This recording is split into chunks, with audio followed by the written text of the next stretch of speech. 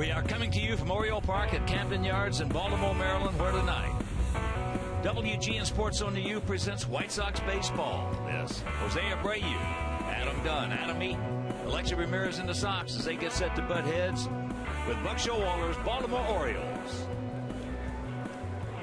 Hi, everybody, and welcome. With Steve Stone, I'm Kent Harrelson. We get set to bring you game 2 of this 3-game set. As you know in the opener last night, you may know in the opener last night, we had a 4-3 lead going to the bottom of the 9th inning. Well, big 3-run homer by Chris Davis. That took care of that. They won that ball game 6-4. So on this 11-game road trip now, we have played 5. We've lost them all. Lost them all. Things are not going very well on the road overall, not just on this road trip, but the last 11 games on the road, they've been somewhat disastrous. You see the road trip. In June on the road, 2-9. At Baltimore over the last 16, 5-11.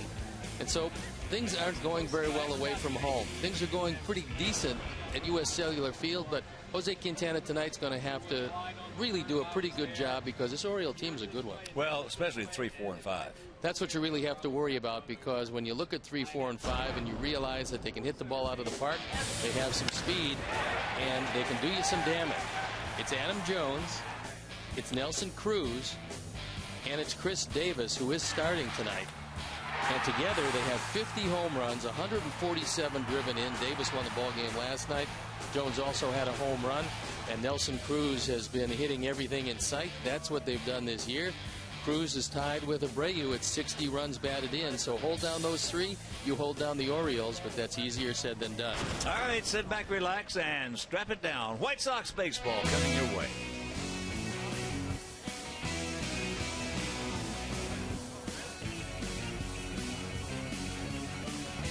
Chicago White Sox baseball.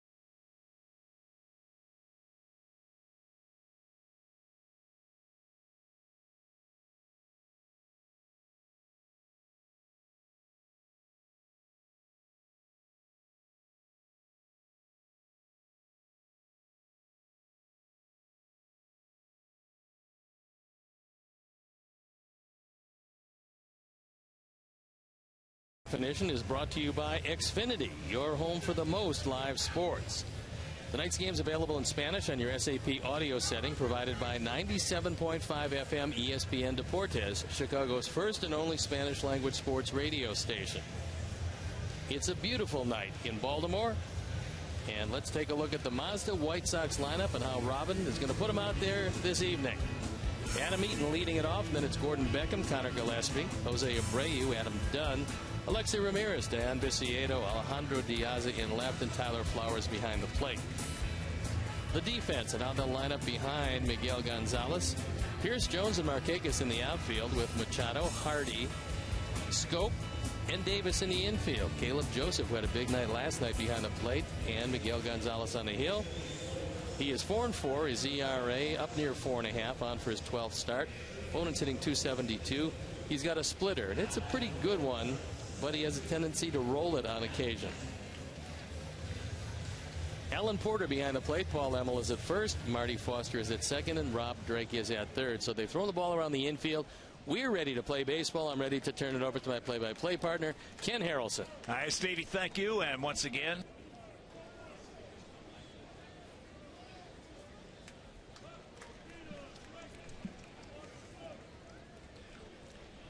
and before we show you our picks to click, you at home select yours.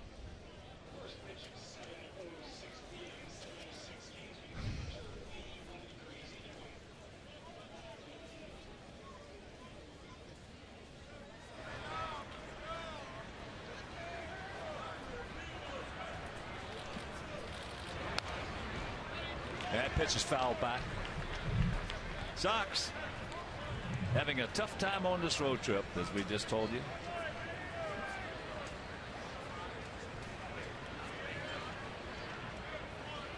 We went to Minneapolis, lost 4 in a row there, then lost a tough one last night. But that game last night was one that we didn't beat ourselves. We just got beat. So that's easier to stomach. What kills you is when you go out there and you play bad, you make base running gaffes, you don't make the plays, you don't catch the ball, you beat yourself. I like this club, though. I'll tell you, this club will not quit. I feel bad for Robin and his coaching staff. Boy, they're going through a punch. As that pitch is fouled. Well, Adam Eaton's done a terrific job at the top.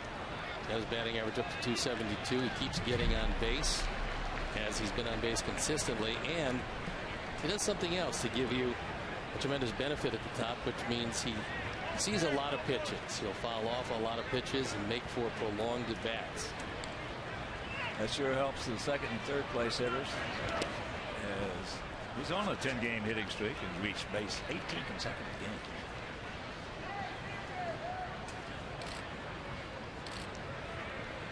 Sox come in hitting at .255 as a club. With a 4.41 ERA. The Orioles got Gonzalez out of the Mexican League, where he threw the ball pretty well. He's 30 years old, but he's probably not going to go much more than 6 innings if he goes that far. That ball hit well into center field, but oh man. So with one out, let's check out our Southwest Airlines picks to click tonight. Jim Angio, our director and the crew. They went with Diaz. Steve's going with Adam Eaton. And Phyllis, Tom, and Deb Leonakis in Roseland, just right beside South Bend. We're going to go with Gillespie. Picks to click brought to you by Southwest Airlines, where you can find fares only at southwest.com.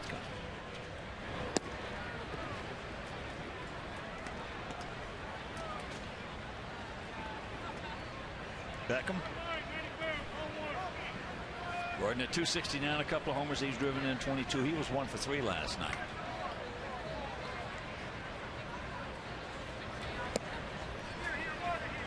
What we saw last night, a couple of great plays from third baseman Manny Machado, who's been absolutely unbelievable. He's 21 years old and just getting a whole lot better. Well, he took an RBI and maybe a bigger inning, much bigger inning away from us with that brilliant play on Abreu. But when you're in a funk, guys make plays like that. When you're going good, they don't make them. Ball gets by them. Sox coming in 14 and 24 on the road. 21 and 18 at home. Pitch just on the outside edge of the outside corner. Buck Showalter to Skipper. Andy's a good one. Well, he's turned this whole thing around. Yeah, they were really struggling when he came over. He's turned the whole thing around. One man can do it if you get the right man. That ball hit high and deep. Way back. Pierce looks up. You can put it on the board. Yes. Yes. And it's a quick 1-0 Sox lead. 7th home run, 23rd driven in. And this is a wonderful place to hit, especially if you're right-handed. Gonzalez gives up his 11th home run of the year. This is a fastball, catches the inner third, and it's long gone, and young man makes a nice catch. Here's Gillespie. 1 for 4 last night.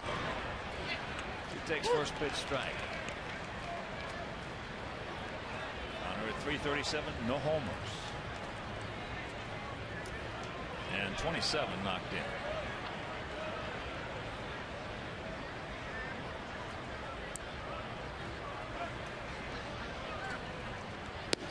With that home run by Gordon. Alex Nellius family. White Sox charities hook up again. In loving memory of Ursula. Well, he's going to give that pitch to them. Hope he gives it to us. He looks like he's got a pretty wide plate here tonight. Boy, in the past, he has been one of the best in this league. Well, an inch or so off the corner is not bad if you give it to both pitchers and if you stay consistent. So if he does that, everything will be hunky-dory. It'll be all right. Yeah. Just want to have an idea as a hitter and a pitcher.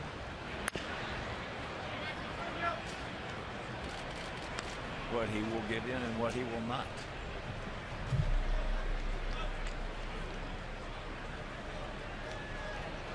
Connor has faced Gonzalez 3 times, has 1 hit. 30-year-old right-hander, 6'1", 170 pounds, and he was born in Guadalajara. One time we saw him, he was real good. As that ball hit hard, but the Greek is out there, misplays it. Boy, you won't see that very often. One hop into the seats for a ground rule double.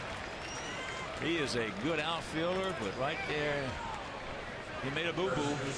That ball was hit right over his head, which normally is a very difficult play to read. And he started coasting backwards. That was the first mistake, and he could never recover from that. So it is warm, and when it's warm, the ball jumps. And Markakis, as you see, just misread it and watches one hop out of the ballpark. Well, you know, if you think back, as here is Abreu hitting at 274, 22 homers, 60 driven in. If you think back, and it's just an opinion of mine, not an assumption, but an opinion. Since the maple bats have come into play, you're seeing more outfielders misjudge balls that right out. It gets out there a whole lot more quickly. It does. Plus, the sound is different. The sound is different from the one they grew up with.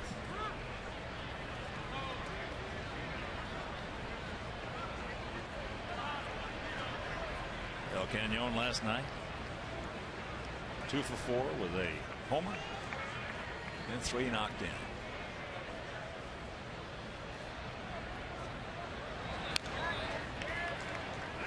Breaking ball.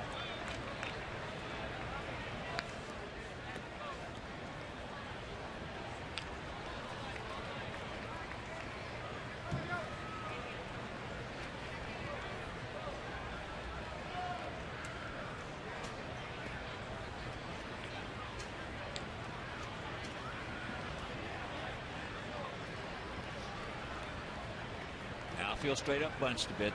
This is a bunching outfield.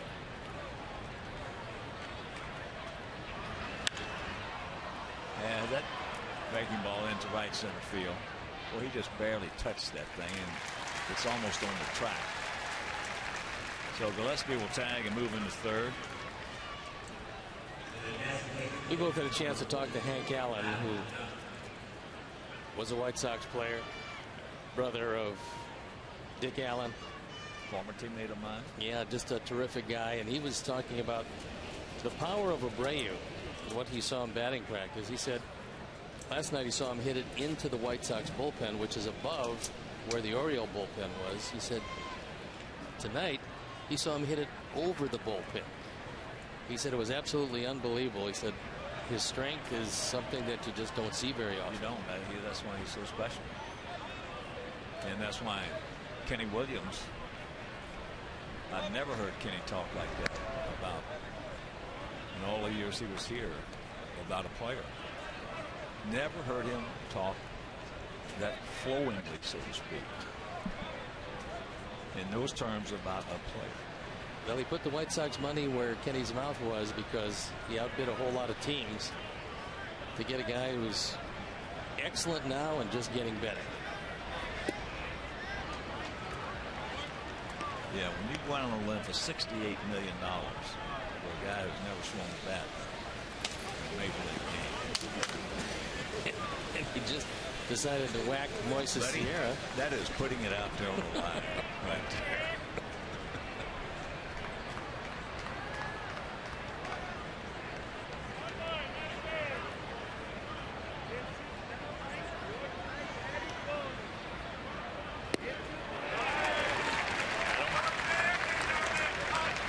33 knocked in. He's faced Gonzalez 3 times. He's 0 for 3.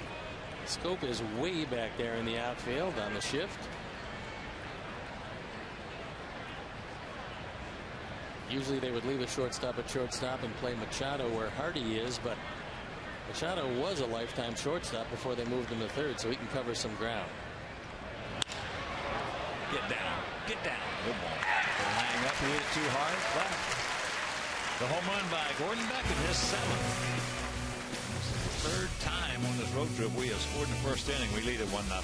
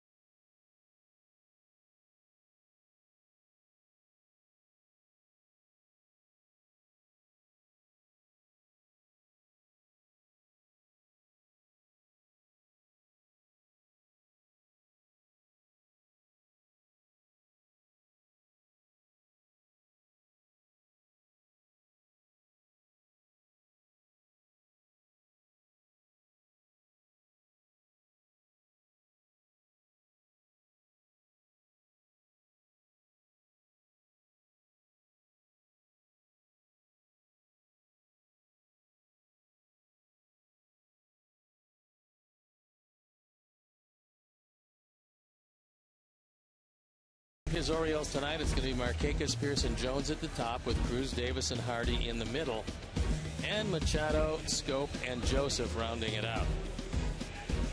Sox defense and how they'll line up behind Quintana.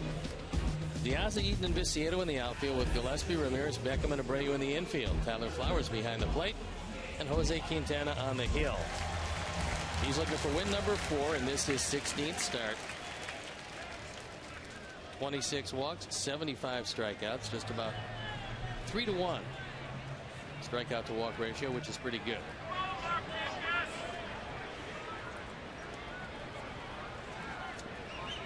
Markakis, 293, 6 homers, 28 driven in. Takes ball 1. Orioles hitting at 265. These guys can hit a little bit. Especially as we talked about in the opening, the 3, 4, and 5. They have a 3.93 ERA. What's been surprising It's been surprising. This is really a great hitter's ballpark, and this Oriole team just 17-17 at home. But 23-18 on the road. They've played much better away from Camden Yards.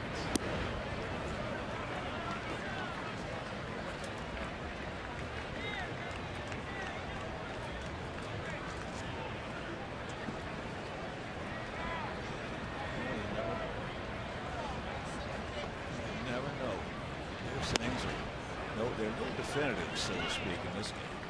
Well, sometimes it's happenstance. You go into a slump, you happen to be at home instead of going to a slump when you're on the road.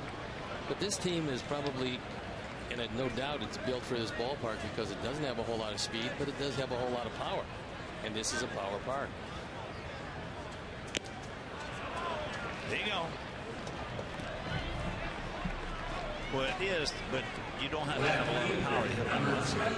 No, you don't have to have much at all if you're going to take it down the lines or to straightaway left center with that low fence. So here is Steve Pearce out of Lakeland, Florida, hitting a .336. He's been red hot. 6 homers, 19 knocked in. He was 1 for 4 last night. He showed us a little power. Yeah, he did. He almost took it out at the 410 sign and just to the left of center field. Takes first pitch strike. Taking some other action. Cleveland taking on the D-backs in Phoenix. Detroit at Texas. Dodgers taking on the Royals in Kansas City. Minnesota at the Big A in Anaheim. It's our division. Yankees taking on the Blue Jays up in Toronto. Mark Burley on the bump against the Yankees. Mark in his career, his record against the Yankees not good. Well, he has really struggled against that team at 1-11. Ooh. We're going to see Mark Burley on getaway day. Yeah, and we're going to see him on Sunday. It usually is good to see Mark Burley on getaway day. Yeah. Well, you know one thing, from his end of it, it's going to be quick. Yeah, and we'll see. We'll see how that one plays out. But you know he's going to get it and throw it. And it's going to be Jose Quintana, the man on the mound tonight, who's going to go against him. And he gets it and throws it. All right. That's what sucks it up.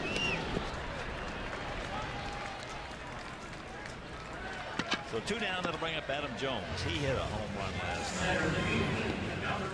I'll tell you, in the first inning, 2-run homer off Chris Sale. Just a low line drive out here. The hit on top of the fence out there. That's State Farm territory. Pretty hard to believe that that ball actually got out of the ballpark. Look, it was going to go through the wall if it hit the wall. Well, I'll tell you, it wouldn't surprise me. I didn't ask Alexi after the game, but it wouldn't surprise me if he didn't think about jumping. That happened to me one time in Oakland, playing first base. Reggie Jackson was hitting.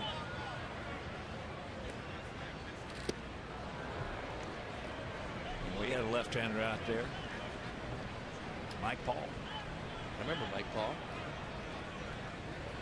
And he threw him a low fastball. Reggie hit it, and I started to jump. I was playing back at the edge of the grass. I didn't, and all of a sudden I turned around and looked up, and that ball hit hard and caught by Diaz. What a beautiful play by Alejandro. Yes.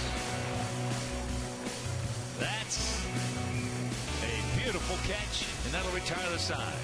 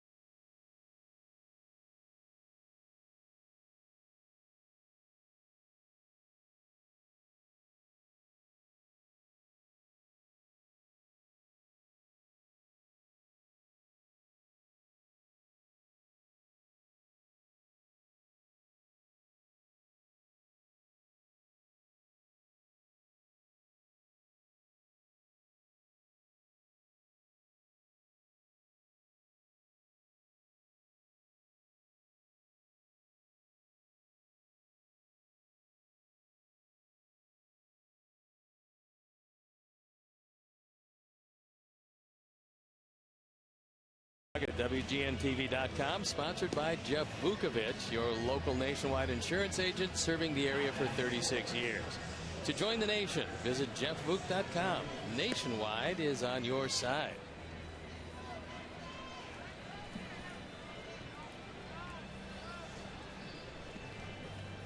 Boy, what a beautiful play to end the bottom of the first inning. If you missed it, here's another look at it.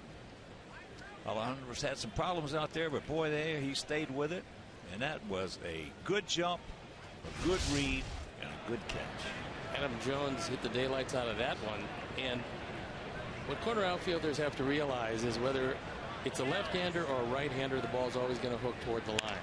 There's a shot by Alexei down into the corner. So Alexei 1 for 3 last night. Starts us off in good fashion here in the top of the second. We lead at 1-0.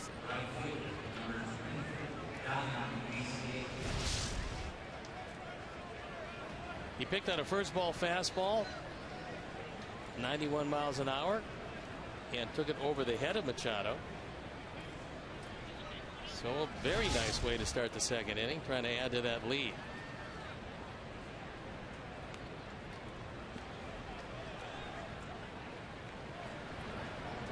So here is Tank. He's got a job to do now.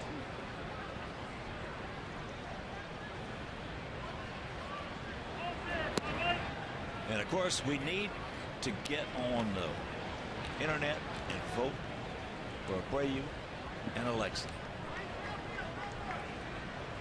He deserves it. You'd have to think that Alexei is going to get a little closer to Derek Jeter. Hopefully considerably closer. He's probably going to cement his place at second place. And Jose, well, he's battling a pretty tough contender in Mr. Cabrera, but he's got a lot of votes, and deservedly so. Yeah. That pitch is fouled back. Yeah, well, he's not going to catch Cabrera. Nope.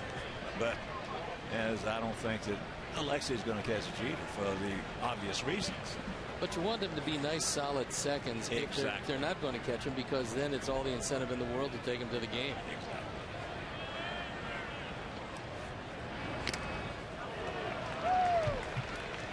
Trying to get him over.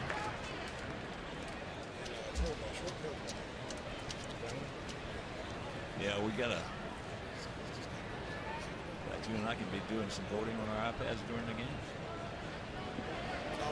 Well, I voted some last night. I'm gonna vote some more tonight. yeah, I would say vote for me also, because I don't work this thing too good. That's good. That's a good at bat right there by Tank. Well, the bat went to shortstop, but the ball, which is all the importance, went to second. And on it, Alexei moves to third. That is a good at bat. He tried on that other pitch. It was a tough pitch to do it on. He'll get some love when he gets to that dugout. Yeah, his teammates certainly appreciate the effort.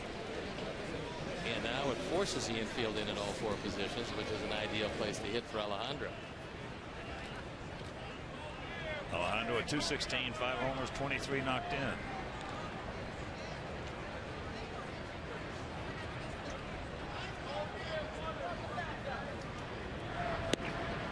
Good breaking ball.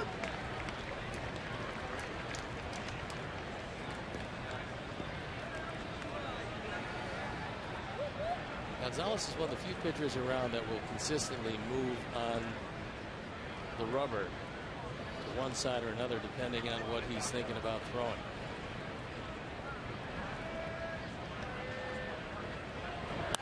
And there's a base hit, and it's a 2-0 lead. That a boy. So a good catch and a good base hit for Diaza.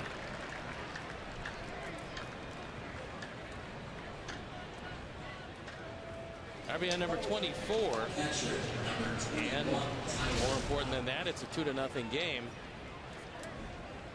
That looked like the splitter, and it so often has been happening to Gonzalez. There was no sharp break, no real downward motion, just kind of stayed right there. And a hanging splitter is just like any other pitch. You can hit it awfully hard. Don't stop now, boys, as here's Tyler. We need a little continuation hitting. First at 30.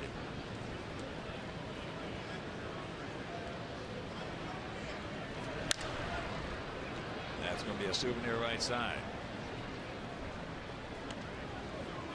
In case you missed that game last night, we've had two absolutely magnificent days here in Baltimore. Usually at this time of the year, it is just like an oven, sweltering. And it has been almost perfect. Well, last night was actually cool toward the end of the ball game, which is most unusual. Because not only is it warm, it's phenomenally humid.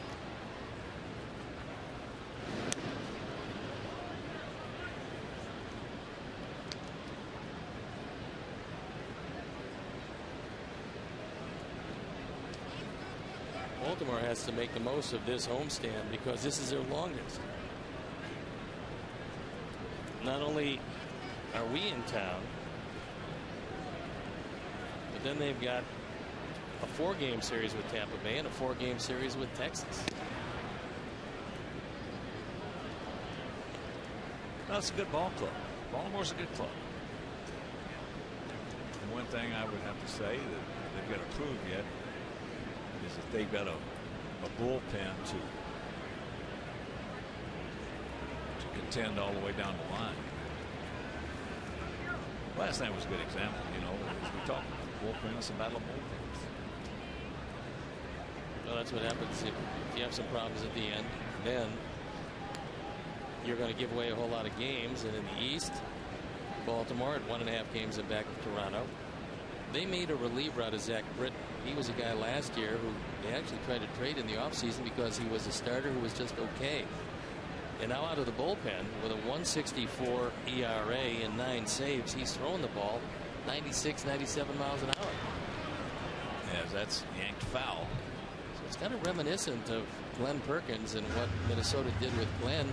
Glenn was a starter. He was okay. The stuff was all right. He was 92, maybe 93 on a good day. Put him in the bullpen. Now he's 95, 96. And Britton has shown that he can get the job done late. So now the question is getting the setup man to him. And Buck Showalter, one of the few guys in the humidity of Baltimore and the heat who will wear a jacket.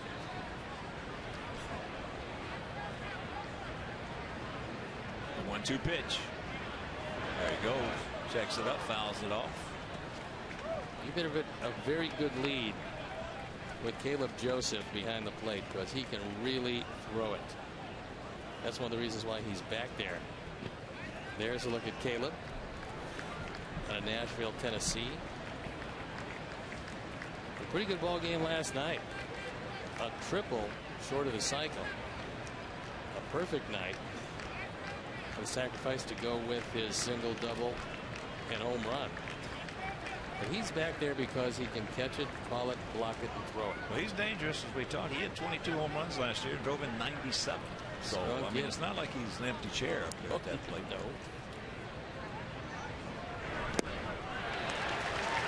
Gets him.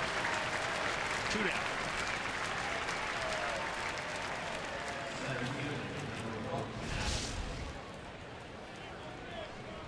Good curveball. That's one that you either lay off or strike out on.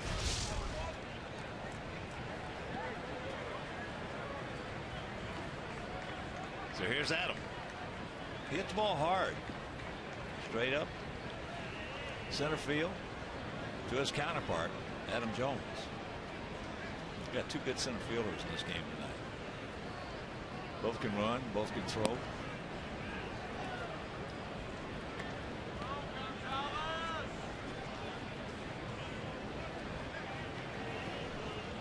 The more I see this guy play, the more I like him. He's been absolutely terrific. We're a much better team with him in the lineup.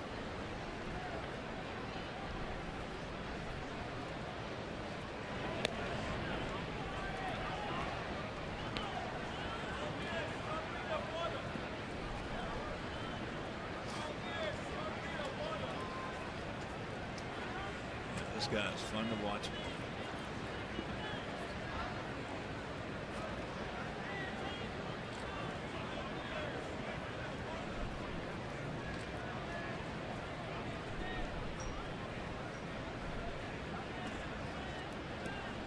As we mentioned, on the 10-game hitting streak, reached base in 18 consecutive games.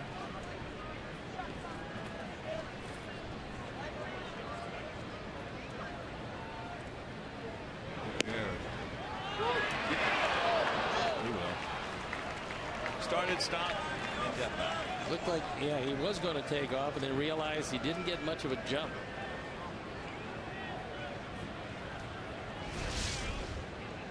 Here's the start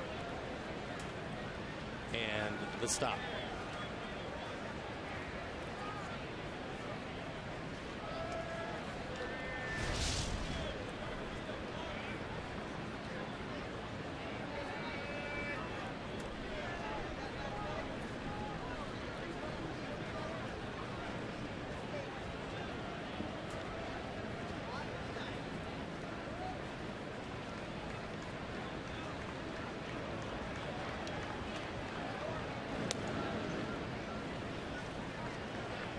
Two outs, 2-1 to count. We have a run in. We lead it 2-0 if you're just joining us.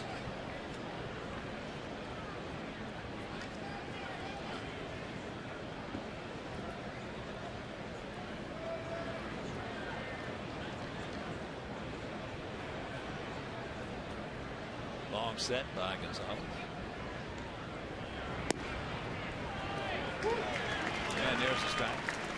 Gonzalez was originally signed by the Angels back in 2004 and actually lost 2 full seasons to injury, 2008, 2009. Red Sox picked him in the Rule 5 draft and eventually signed by the Orioles as a minor league free agent in February of 2012.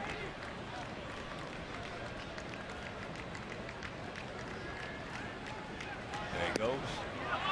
There's a hot to center field.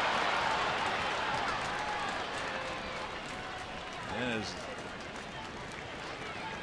that rest his soul, the old Bertie Tebbetts, manager for many years in the big leagues, would say, son, in this league they slide, they don't fly. No, he came up, he had some time, but just airmailed it over the head of J.J. Hardy. No stolen base, E2. His first error.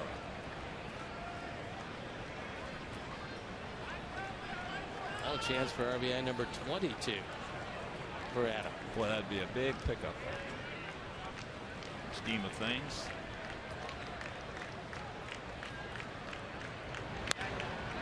Hit hard.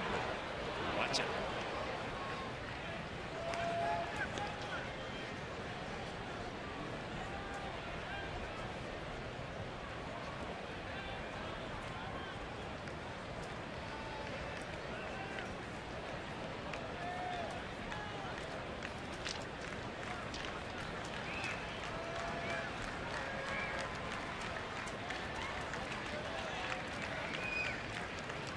In the dirt.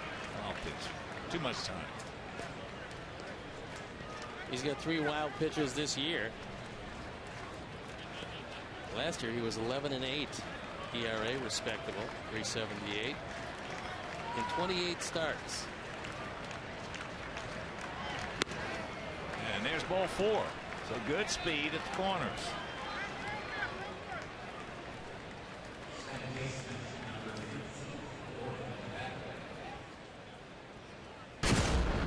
Last inning, our 4th drive of the game belongs to Gordon Beckham on a first ball fastball. He rode it out of the ballpark. That made it 1-0. And Dave Wallace goes out to the mound to talk with Miguel Gonzalez, trying to make sure it stays at 2-0. Well, and also obviously extends Adams' consecutive game reaching base to 19. It's pretty impressive. He's trying to work on that 10-game hitting streak as the reaching base streak extends. Puts on that running glove because of the head first slide to make sure that after he takes that head first slide, he still has a good hand left.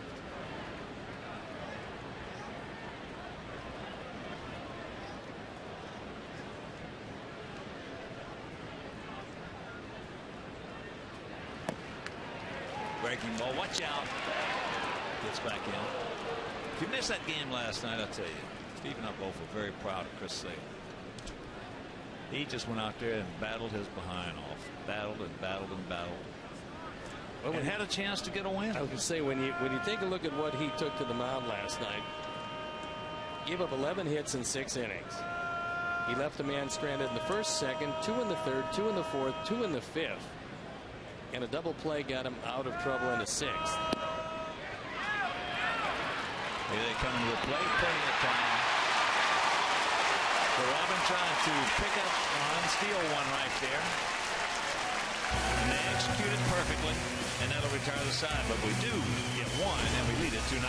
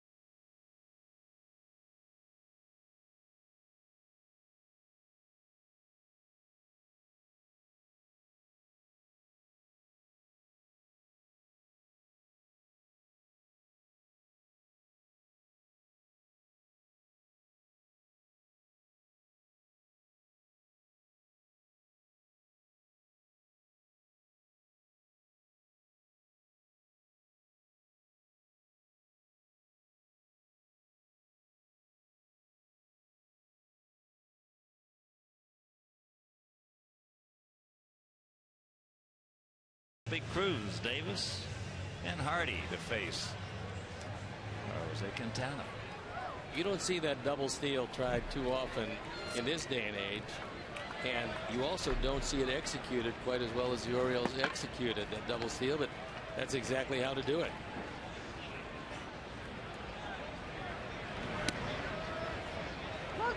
Yeah, you can try that. If you get good ball clubs at the fundamental ball clubs, like in the past, Minnesota, Oakland, past, you don't try it very often because they're not going to screw it up. Now, this team is 4th in the league defensively, but Robin decided to take a shot. He had 2 fast base runners on. You forced the defense to make a play, and they made a play. Well, that's the one positive. You put some pressure on. There is Caleb Joseph. Made 1 bad throw and 1 real good one. Well, there's 6 ways to make that play, and they chose the easiest way. Just cut it off and come back down. Yeah, but you don't throw it. It's going. The second baseman, when that runner, in this case, Eaton starts, that ball hit hard. Whoop. That ball knuckling going out there. Glad he didn't get that one up. So the leadoff single, that's the first hit off Quintana. But when that runner starts, that second baseman in this case doesn't go to the bag at all. He just comes right into the plate. Catcher throws it right to him. Same thing now if the shortstop was covering. Now he would not even go to the bag. He would just come right to the plate. Throw the ball right to him. So here's Davis.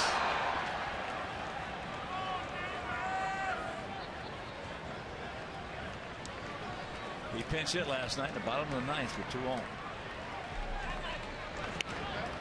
Fouls that one back.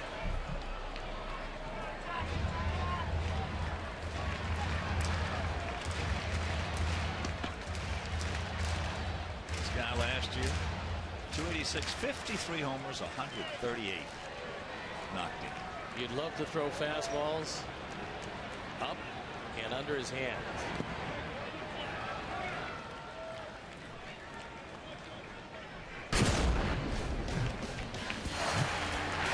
Against Michael Bellstyle, he throws a low slider. And Davis gets most of it.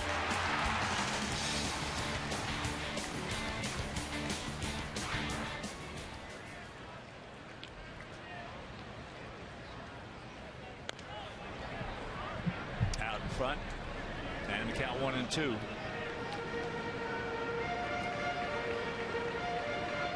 Davis came out of the Texas organization. They had a wealth of first basemen. They traded and spread them around the league. Davis had just an otherworldly year last year.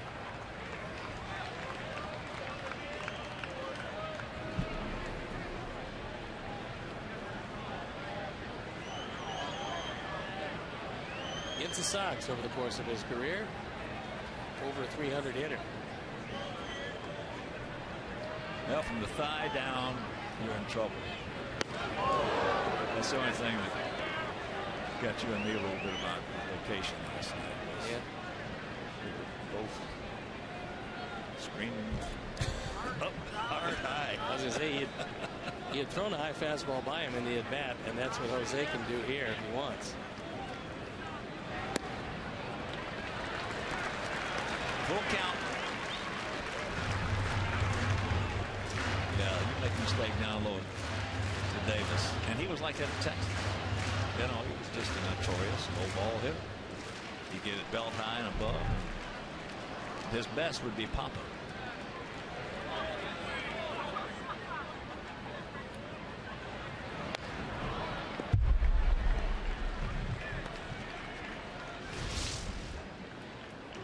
Here is a slider.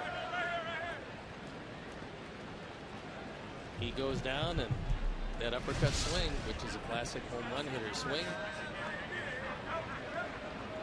high and gone.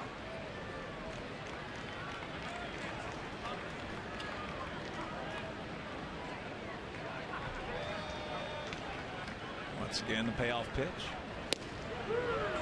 He gone. He knew it.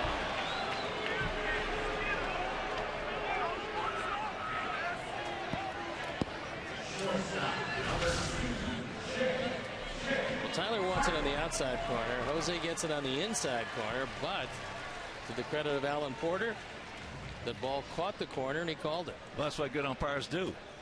You don't pay attention to the catcher and how far he has to move the glove. If the ball's over the plate, any part of the plate, you call it a strike. That's why he's a good umpire. Hardy takes the strike. JJ at 294, a homer. He's knocked in 19. Last year he had 263, 25 homers and drove in 76. And he has hit as many as 30 home runs in the season. Slowly hit. Play first. 2 down.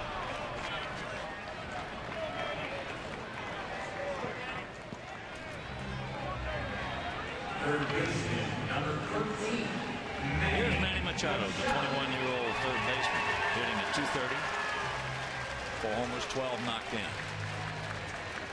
Going to be pretty excited today because they rolled out his new line of salsa. They have it over in the other booth. Manny Salsa. 21 years old. He has his own brand of salsa.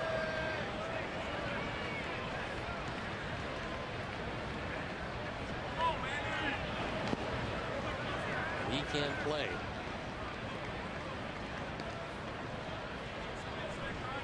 And last year, a doubles machine.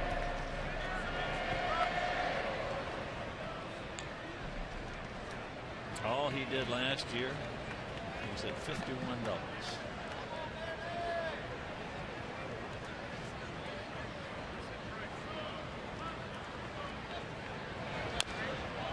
And of course, Jim Palmer, big-time 20-game winner, broadcaster for the Orioles for many years. There he is on the left right there. He's a handsome man. He said that Machado is as good as anybody he's seen. Yeah, he's seen a few. Well, he saw Brooks. That's right. And he saw Brooks for a lot of years. And when he makes that comparison, that's pretty strong.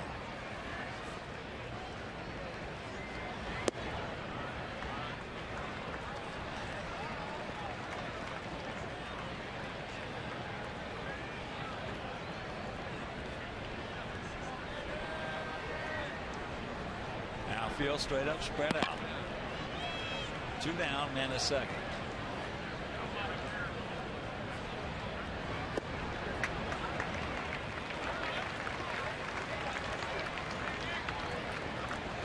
And that was only after about a half a year did he seen Machado. That's when we played him. And I said, Jimmy, are you sure? He says, yeah. Some player.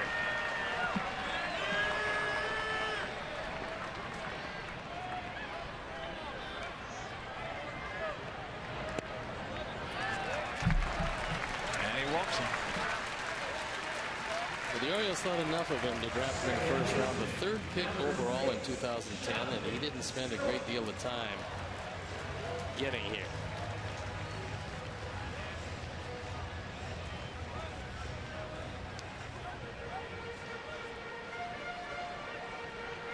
Jonathan Scope is a pretty good young player also, and he was a lifetime shortstop.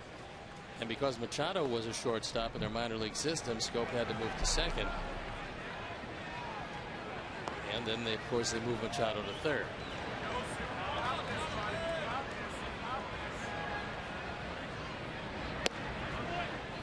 Well, they've got a nice tandem here with Duquette, Showalter. They work well together. They've done a very good job of reshaping this team.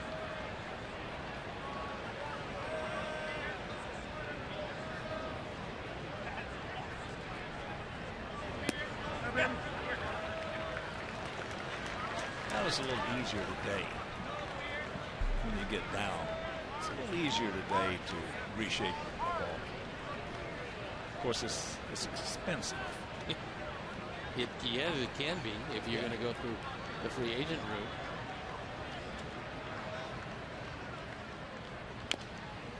Yeah, that's chop foul. Years past, once you got down, it was really tough to get back up. Well, the international signing period is starting on July 2nd. And that's how a lot of teams, and you get allocation of dollars depending on where you finished the year before, with the worst team getting the most dollars to spend in the international market, and of course the best team getting the lowest amount.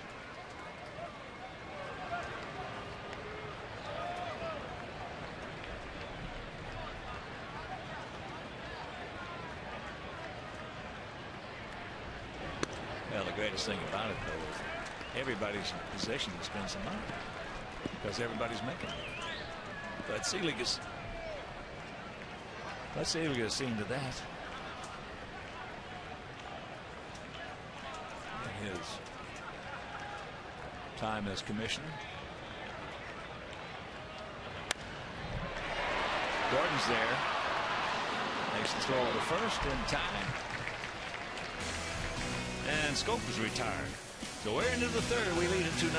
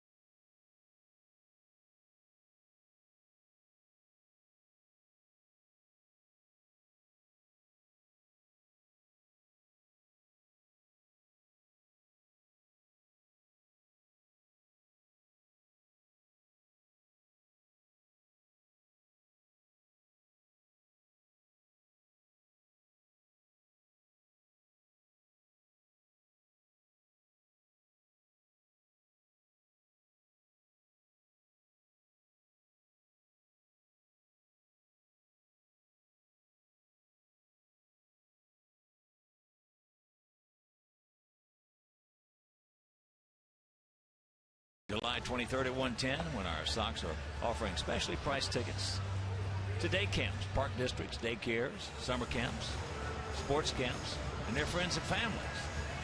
Groups of 20 or more will also receive a free scoreboard message, and tickets start at just $10 for lower level seats. So for visits, tickets, visit whitesox.com/fun. The Sox fans at the game, and there's a good deal of them tonight. There was a lot last night. High pop up, scope. One pitch, one out. Gordon now 1 for 2, that home run, his 7th in the first inning. We've seen 2 pitches and 2 at bats. Hitting .500.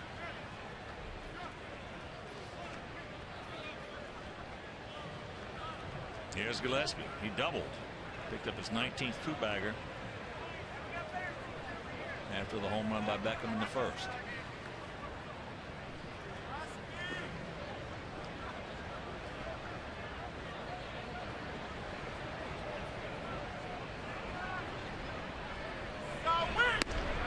You saw the other ballpark, quite obviously, here, Memorial Stadium. And when you first saw this, did you think this would play as short as it plays? Because Memorial Stadium, the same dimensions, it played very big. Played real big, especially at night. In the day it was okay over there, but well, there's nothing down the lines at Memorial Stadium. 3:10. They called it. It was nothing. And down number 2, they'll bring it Abreu, who went out deep to right center field. Now this was something of a novelty when they first built it, as far as the beauty of it. It still is a gorgeous ballpark, yeah. but the ball flies here. It doesn't hold up like it did in the old ballpark. Well, it's just the reverse of what happened in Kansas City at Municipal Stadium, which is where they now have Confidence Stadium and play there. At Municipal Stadium, the ball just jumped out of there, even though it was 357 down the left field line with a 22-foot wall, 401 to left center with a 22-foot wall, 421 to center with a 27-foot wall, and the ball just jumped. Not in this ballpark, not in Confidence Stadium. Not in Confidence. No. So it was just the reverse. And here, this is a hitter's paradise, and anybody who don't want to hit here, comes wrong with you. One hopper. And that's retired. That was quick. 1, 2, 3, and we lead it 2-0.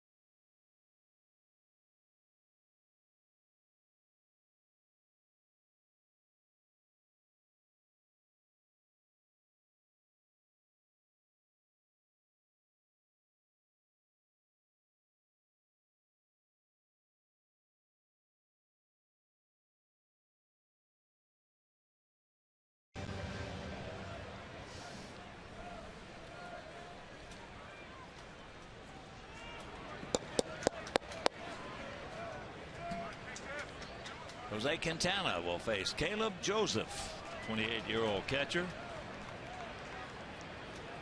And Jose has a 2-0 lead here in the bottom of the 3rd inning.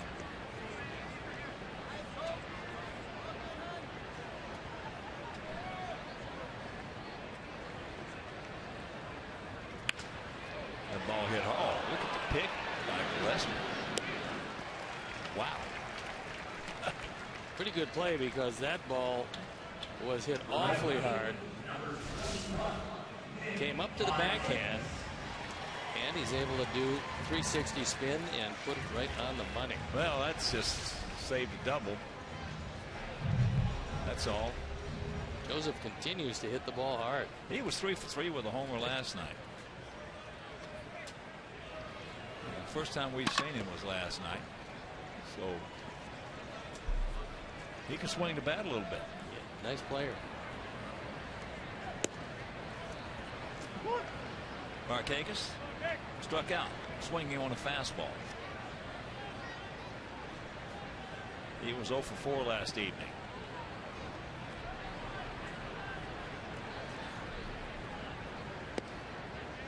Sometimes you never know if the opportunity is going to come for Caleb Joseph. He's going to get the lion's share of the catching here, because Matt Wieters had Tommy John surgery. He's lost for the year, and Joseph is going to get every opportunity to show what he can do. Well, those stories are always nice.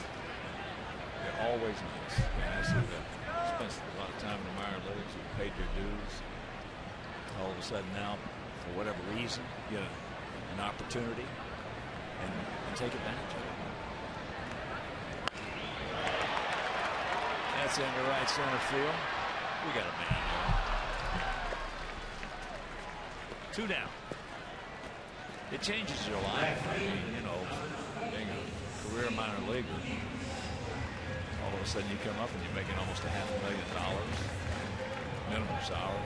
Well, also that position behind the plate, when you show that you can catch, if this team doesn't watch it, Matt Wieters comes back and he becomes the everyday catcher, they decide to sign him because next year's his last year before free agency. Well, then, you know, you're auditioning for 29 other teams. Well, you know baseball and how it is. Okay, I'll guarantee you. There are scouts down there in the seats, and they're writing reports. And just off for 2 days. Yeah, we get a chance to get this guy. If they had a chance to get him, they'd get it. Yeah. That's the way baseball is. And without Wieters getting hurt, we might not know of Caleb Joseph, because they listed 4 catchers on their spring training list, and not a one of them was Caleb Joseph. Yeah, the Rocket just foul. Thank you very much. This guy here can swing that bat a little bit too. Steve Pierce. He's really been an interesting story, because he was designated for assignment twice by the Orioles. One time to the Yankees, who then let him go, and another time to Toronto. And some technicality, he was able to come back here. And now he's getting a chance to play every day and making the most of it. Just over the head. He muscles that one out there into left field for the base hit. He is from Chris Sale's hometown and high school. He's from Lakeland, Florida, and Lakeland High School.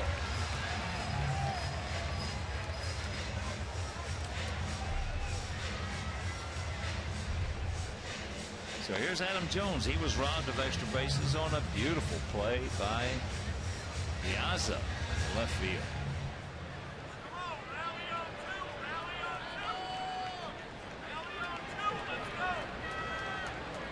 Well, you see a lot more guys now trying to hang on and get to the big leagues because of obviously all the perks, the money, perks,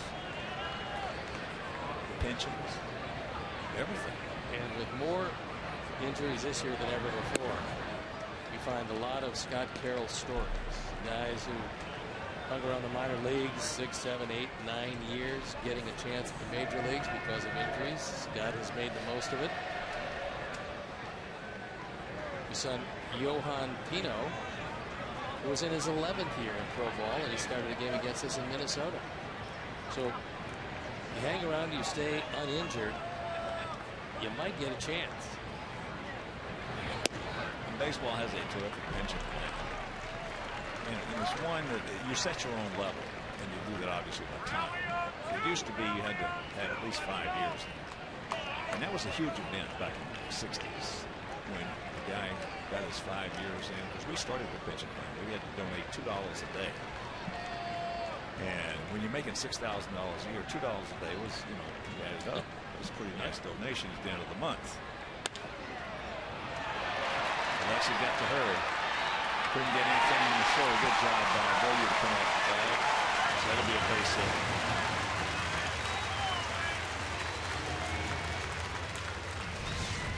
Jose took a shot at it, couldn't get it, and Alexi does the best he can possibly do, but Adam Jones has great speed, and so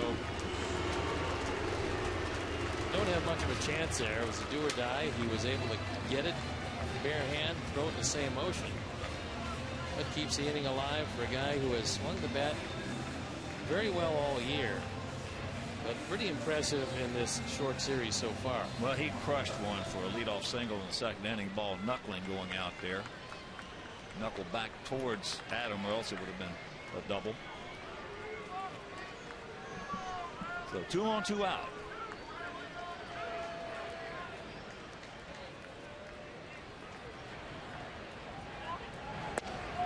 But the pension plan, yeah, we had to donate $56 a month towards the pension plan. And you had to have 5 years in it. And then the cutoff date was 1969 for guys who retired before 69. Their pensions were very small, and they have never gone back to pick them up. That's a high pop-up. And that's caught by Tank.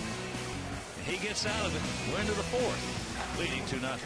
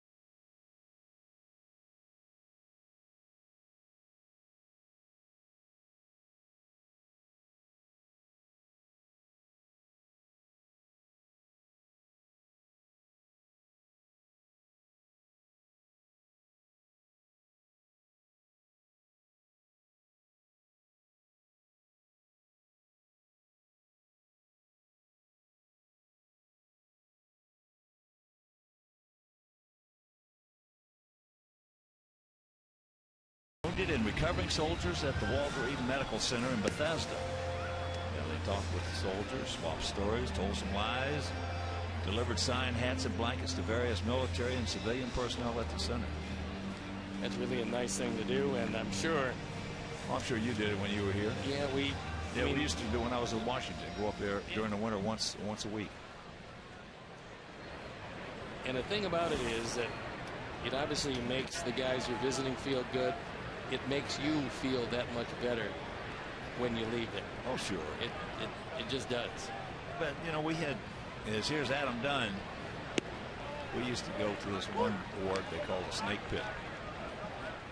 And when you went to that ward, you had to make sure that you either had a car pick you up or a cab. afterwards because they had nothing but lockers full of booze and stuff. We would sit there and talk baseball and tell lies. By the time you couldn't hardly get up, they had to walk us out to the car. There's a little ground ball. So Hardy throws him out. Adam now 0 for 2. He lined out hard to right field his first one.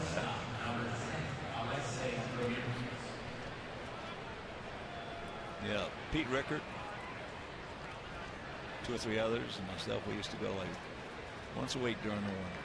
And it was just, as you say, very rewarding. The players do a whole lot of that. I know that both in Chicago and here in Baltimore, what we used to go to the children's hospitals. And that was another situation where you go from room to room. Of course, if you're with a hometown team, whatever it is, you're giving away all kinds of things from the team to these kids who are obviously, some of them in terrible shape, but the lifting of their spirits was something that made you feel, as good as it made them feel. And it was just something that was part of what players give back to the community. And I'm sure they still do it in each and every community. A lot of times you don't hear about it, but the players do some pretty nice things, and those are one of the things I'm sure that the tradition is carried on. And ball into left field. Pierce is there, and that's out number 2. I tell you, Bobby Orr was great about that. Bobby used to go to Children's Hospital there in Boston. I mean, once or twice, 3 times a week. And he never told anybody about it. Never written about nothing. He just went there to visit these children. And he would sit there and he would go for 2 or 3, 4 hours. There's a bullet back through the middle. So Tanku had a good at bat his first one, getting Alexei over to third. Now 1 for 2.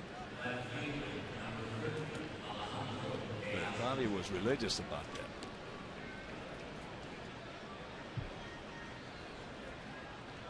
Here is Diaza, RBI single.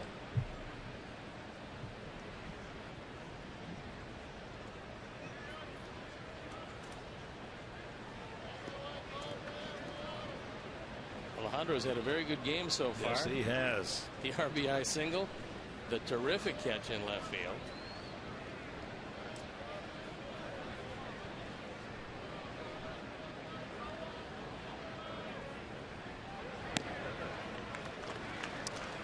Can't get that one.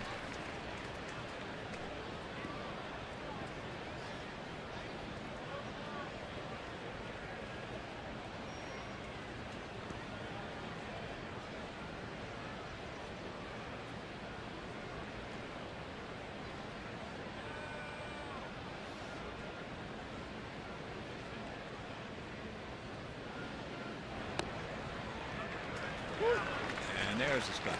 So the count 0-2. Last 16 games, Alejandro has started to heat it up. He was down in the 170s, got that batting average right at 220.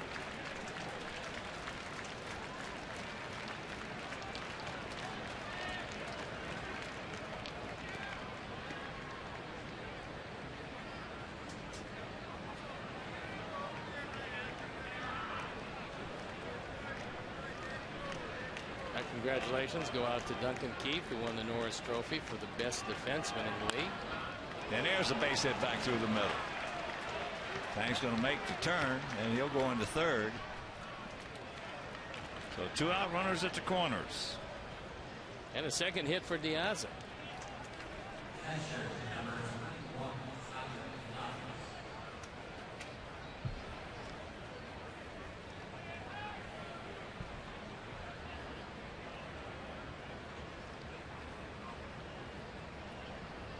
That's a pretty nice award. That is a tough place to play. You saw some of the shots that these guys blocked in the Stanley Cup in the last couple of series. It's unbelievable. Here's first pitch strike to Tyler, who struck out. His first trip. The first and third and 2 outs. Sox have been able to score a run 25% of the time. Orioles pitchers have given up runs only 11% of the time, and league average right around where the Sox happen to be.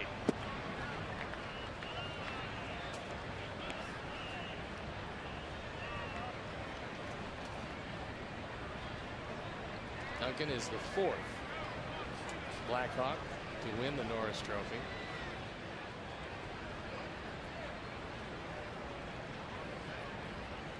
So close, so close.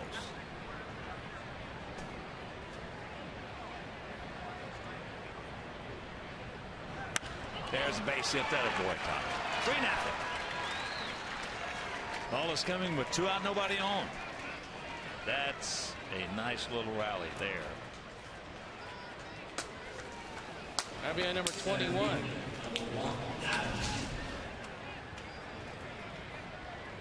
As Tyler gets a fastball on the outer third and drills it into right field.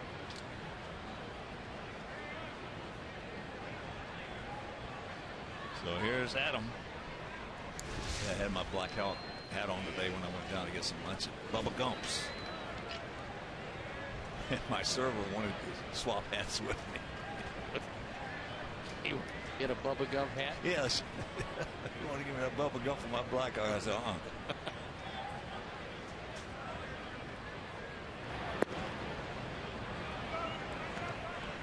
Adam has lined out hard to center and walked.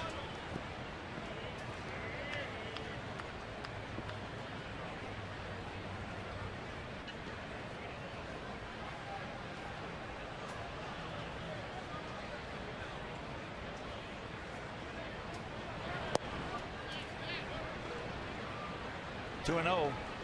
Pick him up, Adam. Big man up.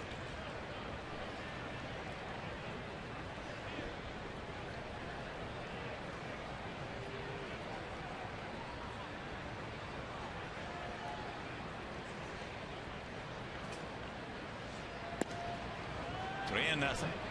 Beckham on deck.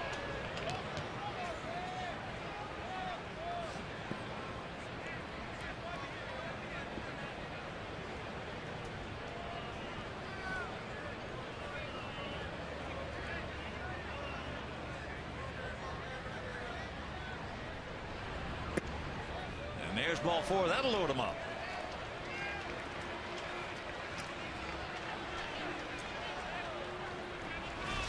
Sox fans come out to the ballpark for Italian Heritage Night on Friday, July 18th.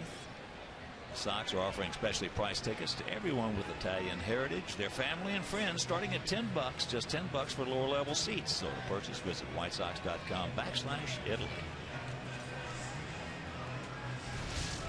TJ McFarland getting loosened up in the bullpen.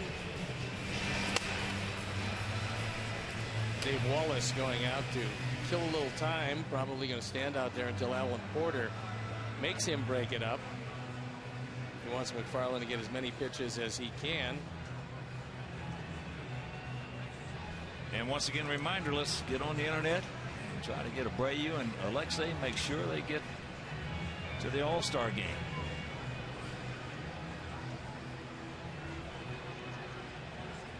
We can do it. We can get it done. Sox fans have been great about that in the past. So here is Gordon, a homer and a pop-up to second. Good block by Joseph.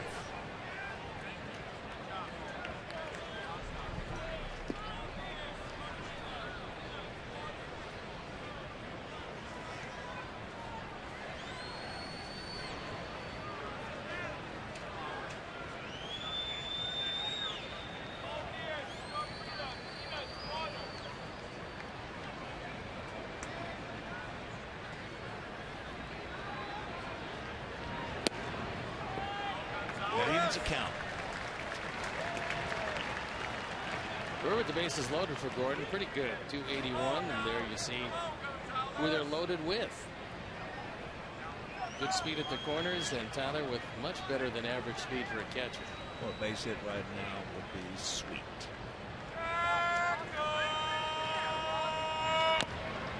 High chopper. Get by him. Now he makes a good play. And that'll retire the side. But a big base hit by Tyler Flowers will go to the bottom of the fourth, leading 3-0.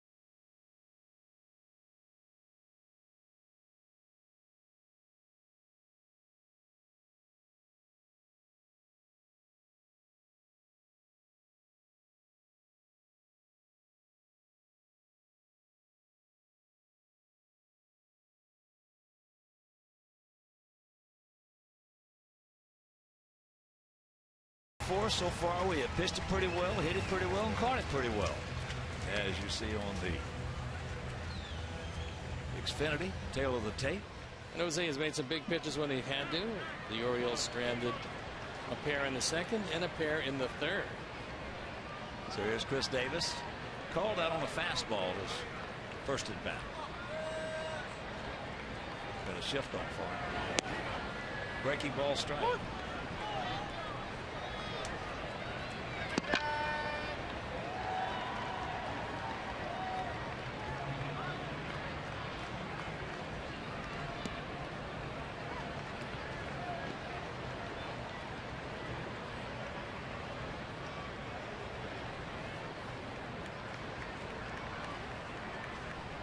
With that big 3-run homer in the bottom of the ninth. Won it from Baltimore 6-4 last evening.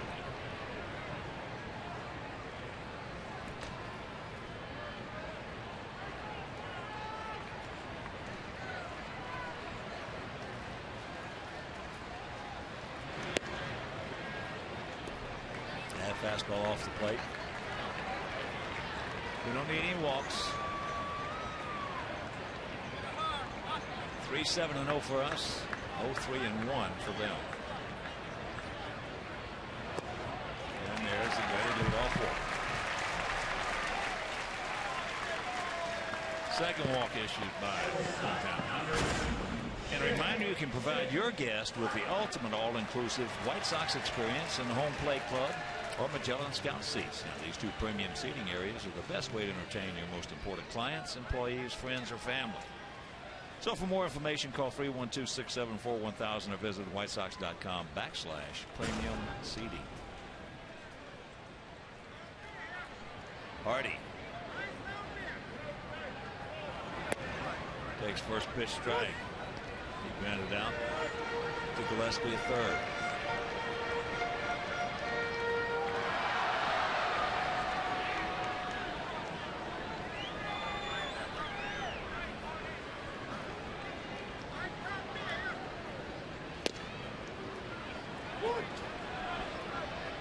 That's the club that you've got to stay up for, because they can ambush you in a hurry.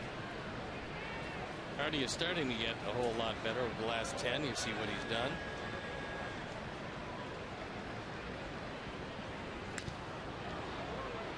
Prevailing wisdom here in Baltimore is that Hardy might be a touch more off the plate now than he was last year. And this whole at bat has been everything away from JJ.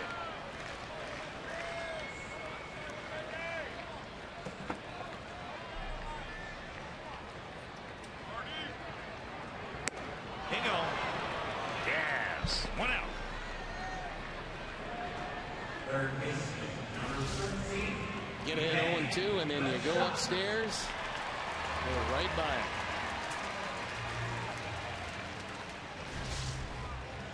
Well, as a rule, when a guy's usually closer to the plate, and then all of a sudden he backs off more, there's a reason for it. And the reason most of the time is he just wants to see the ball a little bit longer. It's going to take away home runs. He was having some back issues, and it could very well be that still is not great. That could have been it.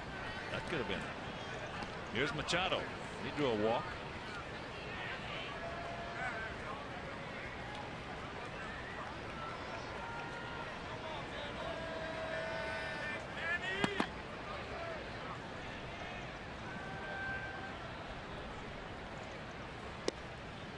It's a lot easier to swing the bat being off the plate than it is being real close to it.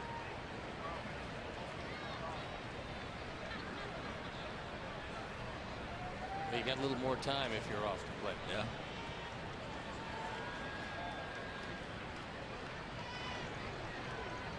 If you're a right-handed hitter, the closer you are to the plate, the quicker you got to be, which means you're going to try to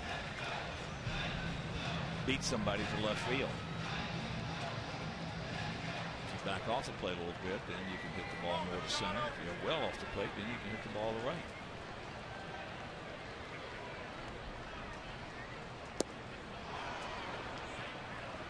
Two and two. Come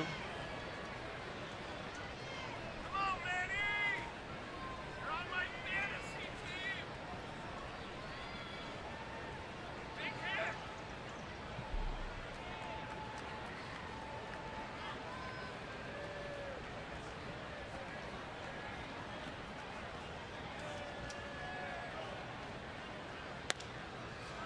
And that's foul.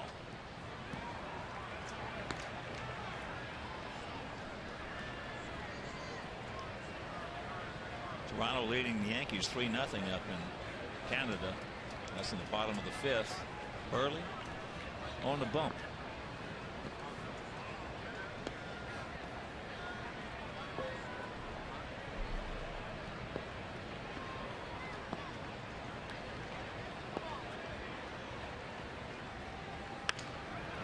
Softly hit. Strong arm of Beckham. Yes, rack him up. And that'll retire the side. Win to the fifth. We lead it 3-0.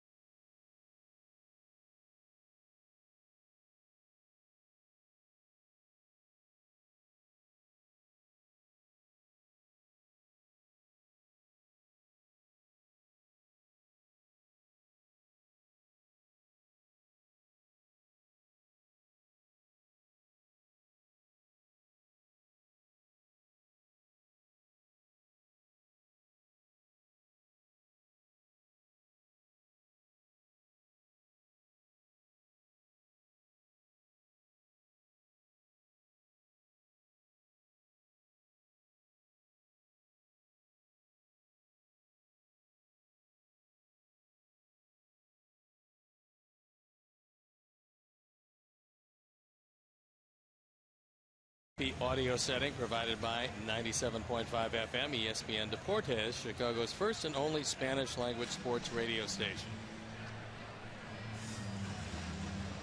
Top of the 5th inning. Good guys lead at 3-0. There's our palatial hotel. Easy access to and from the ballpark. I could leave my room and 11 minutes later walk into the clubhouse. First pitch strike. Gillespie. That is a well-located hotel. Like a well-located fastball. Yep. Takes me 11 minutes to leave my room, walk down the hall, get on the elevator, and walk into the clubhouse.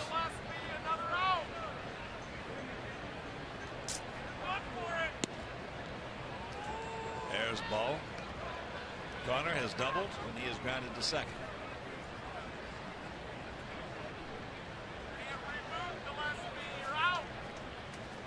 And a shift.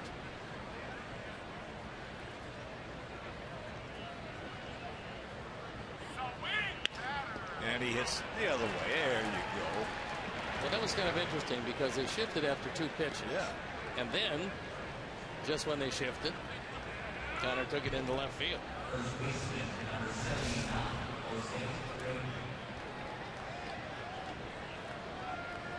That looked like a splitter that stayed up. And they just shifted into that after the first 2 pitches. They had a conventional defense up until that.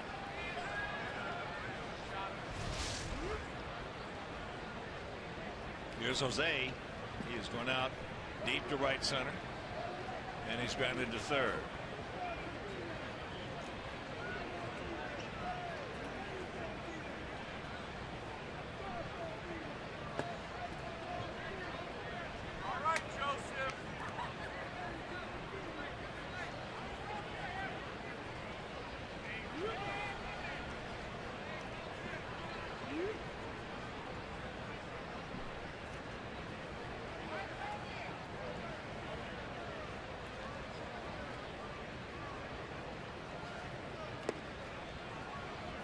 He's got the catbird seat, 2-0.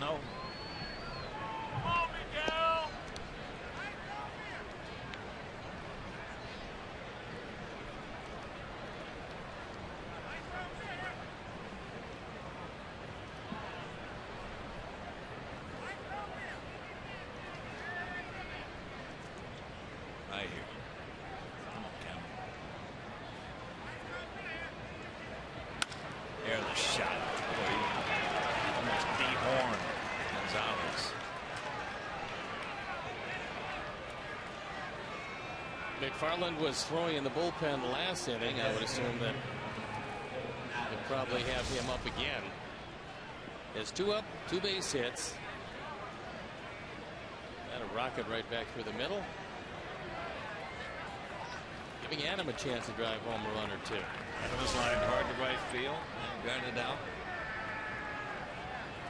to Hardy, who was on the first base side of second.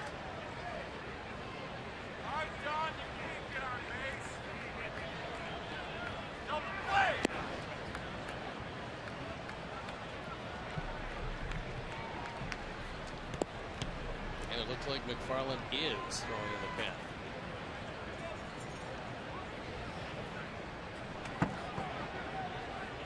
Three 9-0 for us. 0-3-1 for them.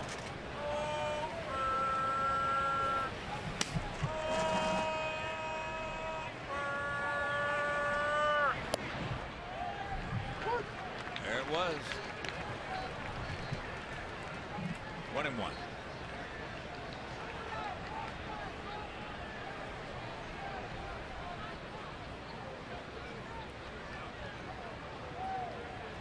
Bit of a gap out there in left center.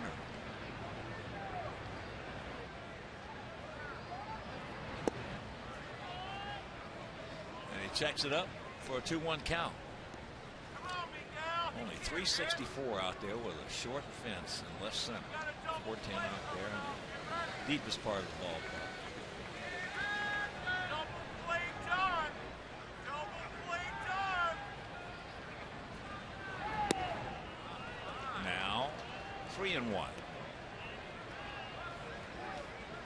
Alexei on deck.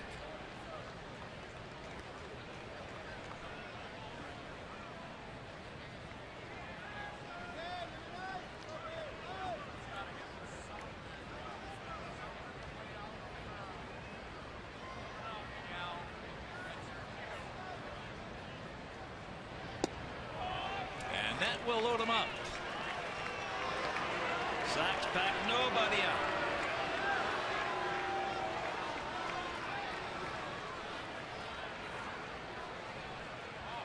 Alexei 1 for 2 with a double and a run scored.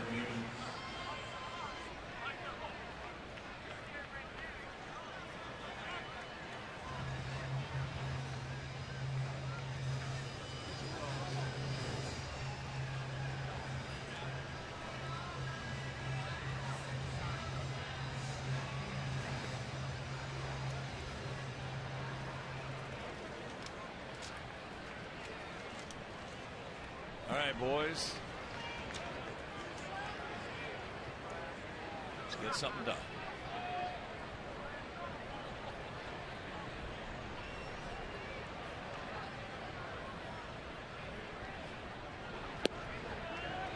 As he takes first pitch strike.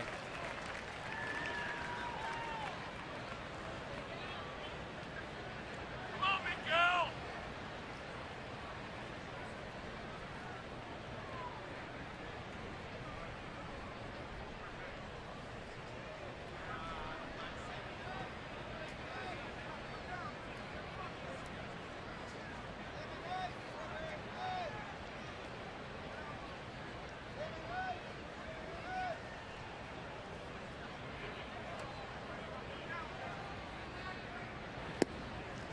Count evens. 1-1 to Alexei.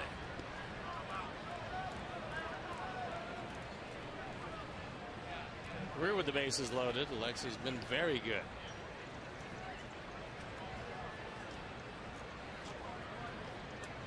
Rookie here, we thought he might break all the records. Hit 4 grand slams.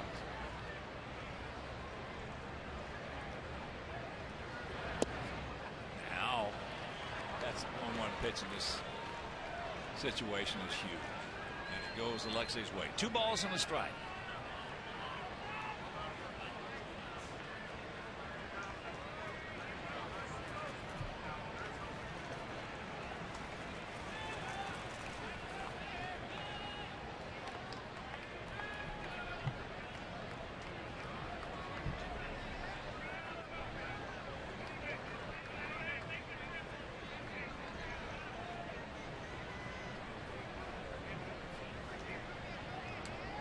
Right here.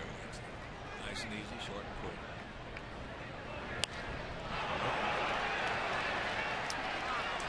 One out.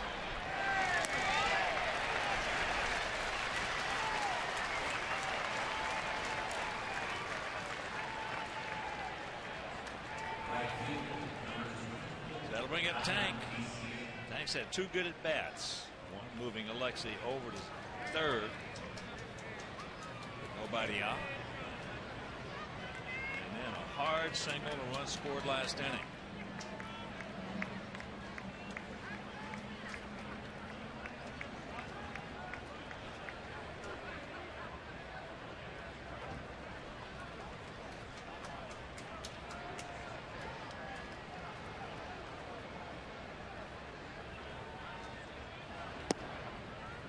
Took that pitch nicely.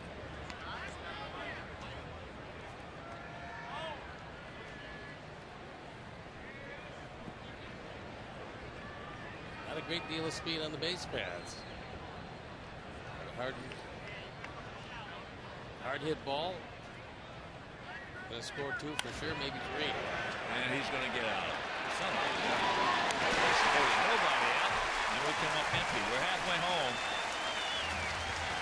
But we lead it 3-0.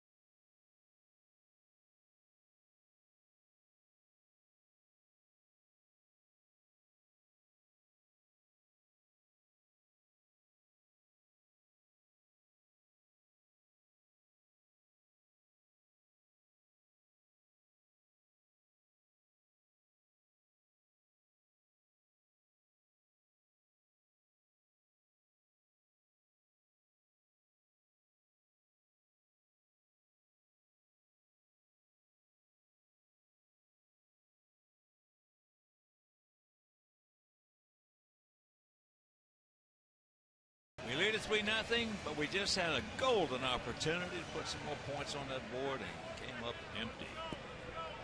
Bases loaded, nobody out. Yeah, right Gonzalez. here, Scope, Joseph, and Marquez. Gonzalez made a couple of good pitches and got out of it. First pitch strike. Scope 0 for 1, grounded out to his counterpart. Gordon back.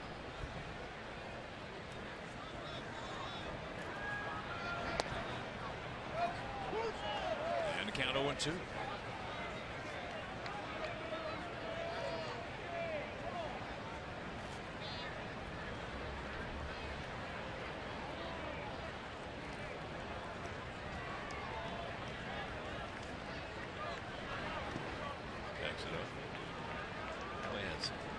Good news, Micah Johnson and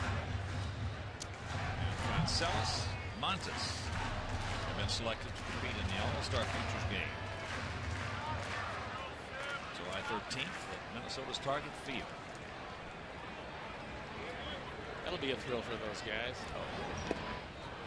Big on, hook, 1 out.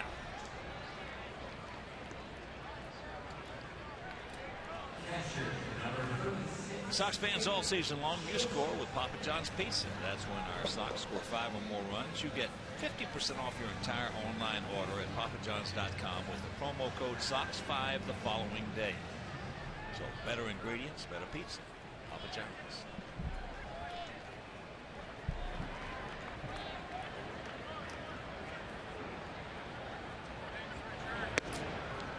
Michael Johnson, speedster, stole 84 bases last year. Francelis Montes, right-handed pitcher, big guy, 6'2", 250.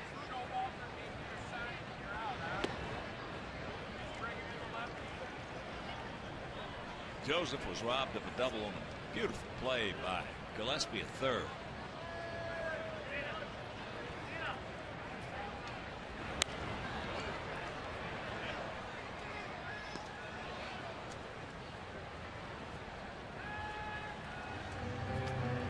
Just pitching at Winston-Salem, 3-0 with 1.64.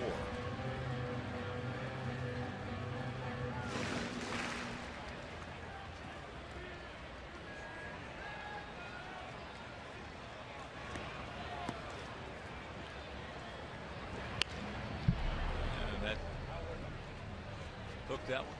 One thing about Joe's, he got some good top hand.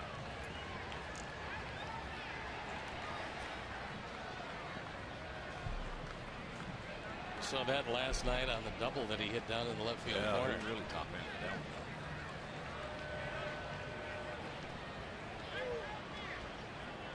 Some guys have a good top hand, others don't. There you go. Oh, top hand didn't help him there. Perfect pitch by Jose as he threaded the needle on the outside corner. Kept it right around knee high. Doesn't get much better than that. And of course, being the opposing catcher, you're not going to complain too much to a guy who's got to give you some pitches. 5 strikeouts now for Quintana. And here's the Greek. Marquez have struck out and gone out to center.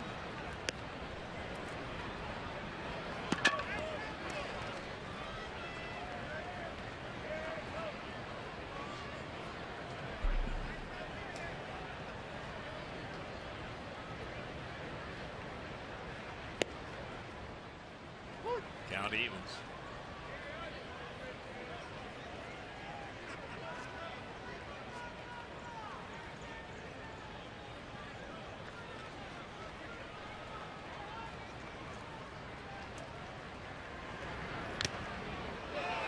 And that got a piece of Tyler Flower.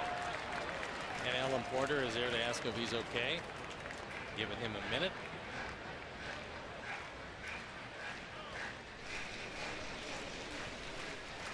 Like he scraped his nose.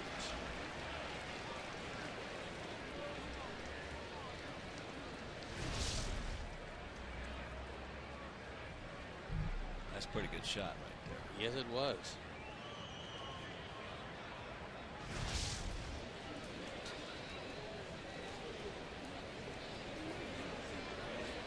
Robin, who he hasn't worn too many catcher's masks, does know when things are not quite as they should be, and it did scrape him on the bridge of the nose as it turns around the mask.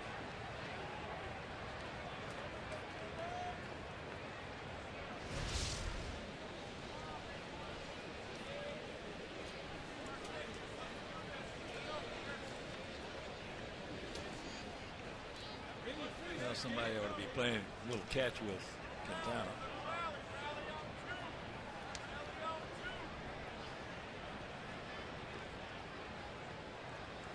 I'd say Adrian had, at this point, should probably go out there and take a couple of throws from him.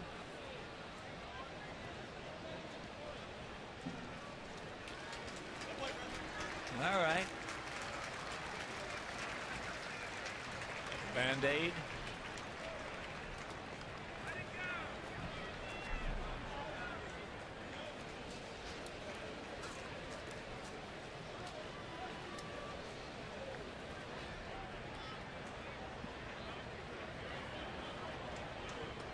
So the 1-2 pitch.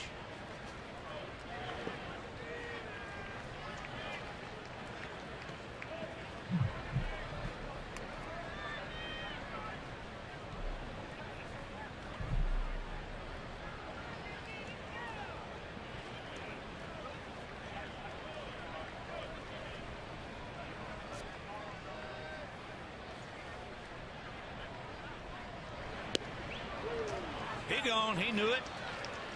6 strikeouts now for Jose, and we'll go to the 6th leading 3-zip.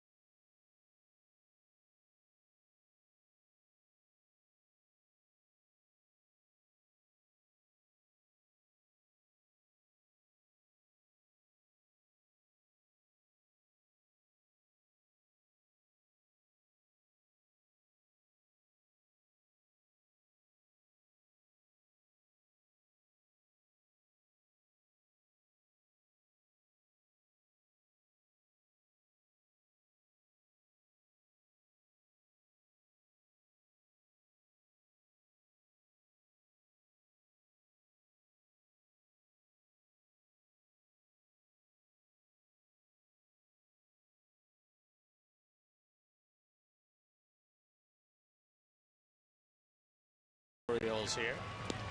TJ McFarland comes into the game, and he's a local Chicago guy out of Palos Hills. McFarland 0-1, the ERA a touch over 3. That's pretty good. On for the 13th time. So he's just getting to the major leagues. And there you look at the numbers. Opponent's hitting a very high 287 against him. And he went to Palos Heights High School. Originally drafted by the Indians in the 4th round of June 2007. And he was a Rule 5 draft, as the Orioles did not protect him. Indians didn't protect him on a major league roster. The Orioles picked him up. And here he is. And here is Diaz, who is 2 for 2. And that hit him. So now he is 2 for 2, reaches base. He also has an RBI, and a stolen base. Miguel Gonzalez went 5 innings, gave up 3 runs on 9 hits. And that grazed him.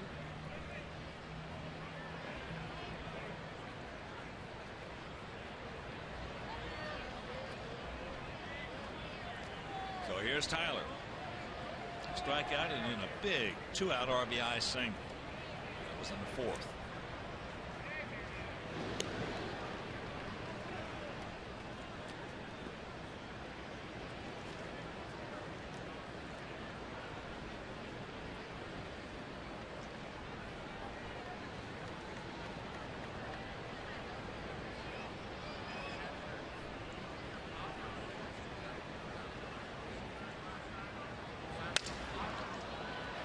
Hit in the right field. Markakis.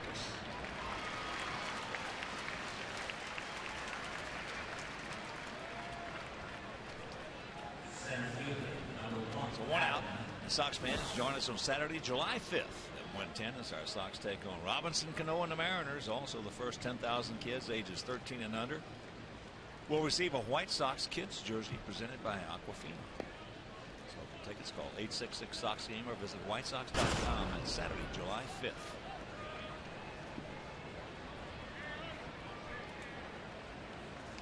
Here's Adam. Going out deep to center hard and then walk twice. That last shot, that Oriole fan is trying to hush up. A White Sox fan sitting next to her, who at least for tonight to this point has the bragging rights.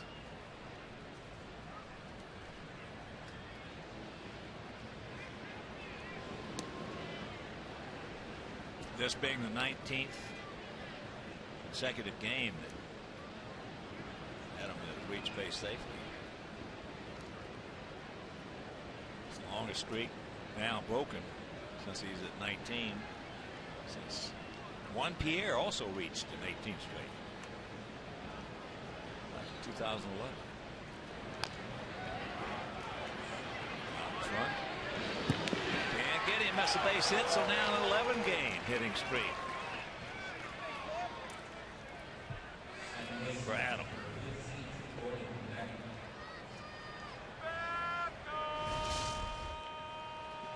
Well, keeping alive both the hitting streak and the reaching base safely streak. And I'm just guessing here, but that appears to be the biggest sequence of hits of the night.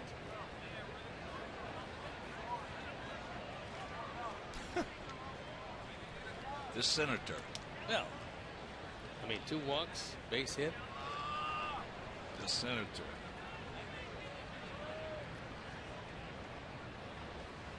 Right now, I would say that Jim Angio and the crew are leading in that category. And you're probably 3rd. Well, it's better than 4th. It's only 3 players. So here's Gordon. A homer. He's 1 for 3. Let's get some. We're blowing a couple of opportunities. Oops, here we go again. We're out of it again. Second double play we have hit into. The first one was with the bases loaded. Now we'll go to the bottom of 6, still leading 3-0.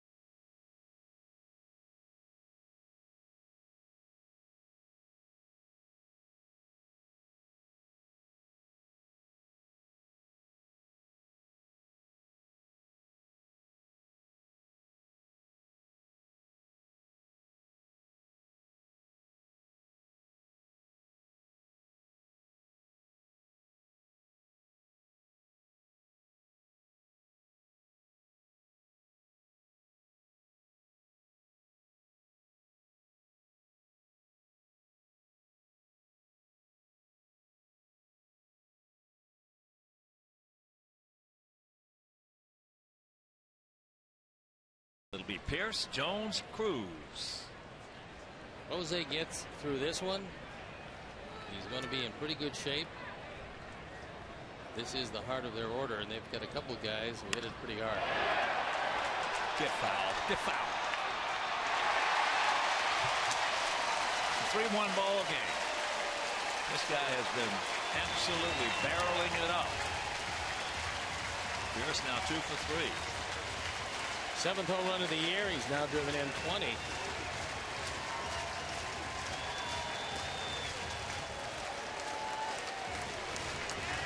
what we speculated would be a tough inning and started out that way. That one hugging the line all the way. Rob Drake on the call. It was a fastball. It didn't get near as inside as Jose would have liked, and that one was way back there. So that is the 6th home run that Quintana has thrown this year. And here's Adam Jones, who was robbed of extra bases on a beautiful play by Diaza, and then had a soft infield single. And that ball hit well to right field. And that's full.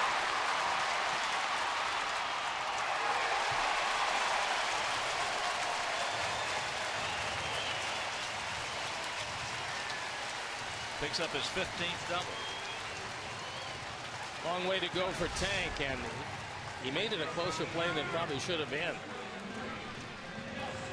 As Jones, who hit a rocket the first time up, takes this one to right field. And Vicino pours it into second base, but not before Jones slides in with a 2-base hit. Well, the first thing that jumps up and hits you, though, are the double plays we've been into. Yeah, we've squandered a lot of opportunities. 9 hits in 5 innings against Gonzalez. Had McFarland on the ropes, and bases loaded, nobody out. You got to push across a run or so. Big hack and a hook. We're stranded 8. For 6 innings, our 6. It's counting, hitting into 2 double plays.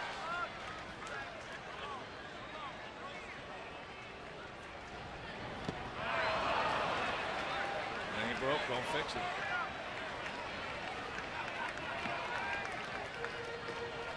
So you look at some pretty impressive numbers to this point.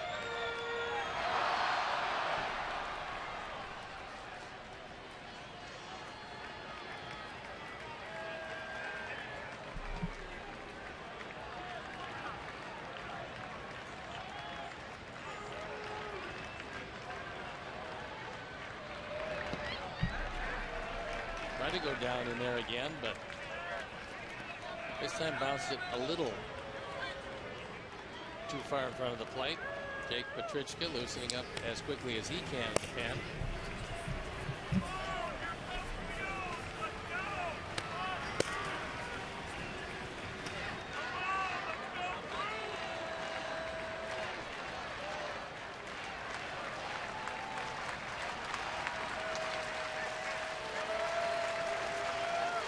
No strike here.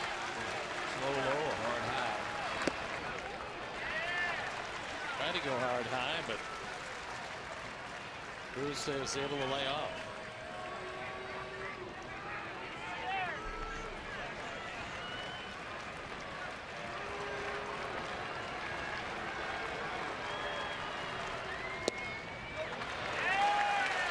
Pretty good pitch. Pretty good pitch right there. Allen's been calling that one all night. So the big break right there for Cruz and the Orioles.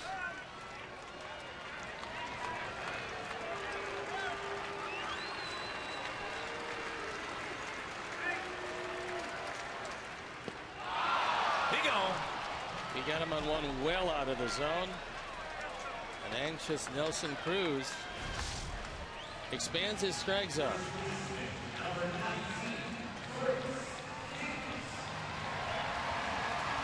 Guys will expand it a lot on the changeup. Yeah. Especially 3 and 2, where their eyes recognize a fastball, and then just doesn't get there quite as quickly.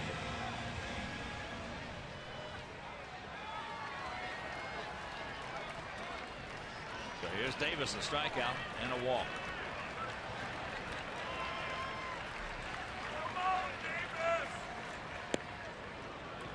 Breaking ball strike.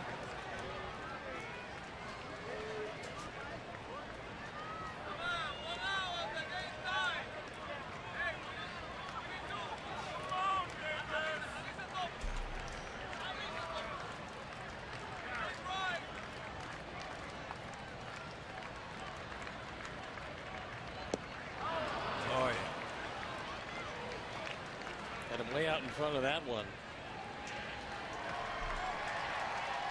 He can throw him another one right there and take another 6 inches off of it. And a run expectancy with a runner at second and 1 out. The Orioles have cashed in 43% of the time. Sox pitchers have given up runs 45% of the time. Both above league average.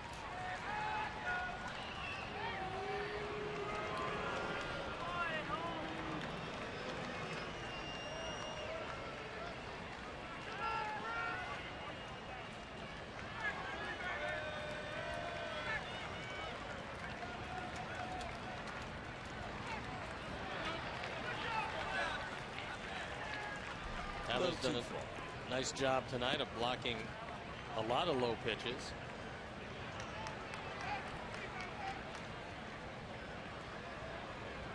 He's gotten better at that as this year has moved along. At the 90 pitch mark.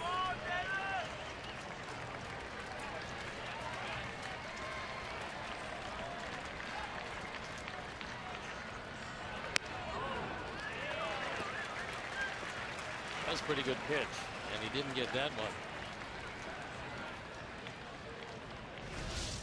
Xfinity pitch tracks, watch where the 4 pops up.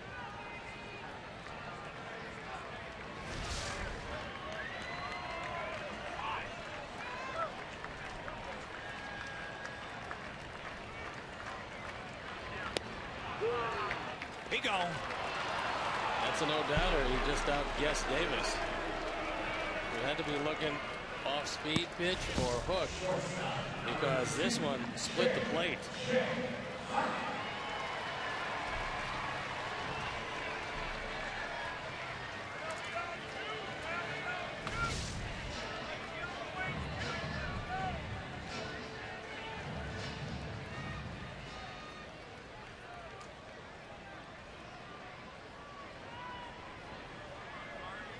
Shortstop Jay Hardy was grounded to third and struck out.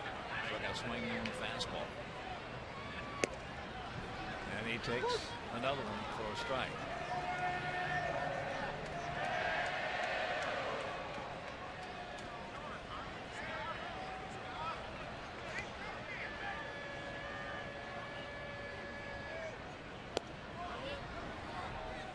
Close. 1-1.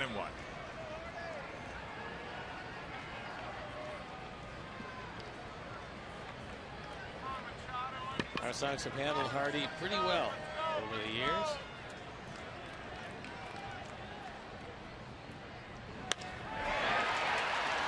We got a man there. And that'll retire the side, but they get the leadoff home run from Steve Pearce. And we're into the 7th, leading 3-1.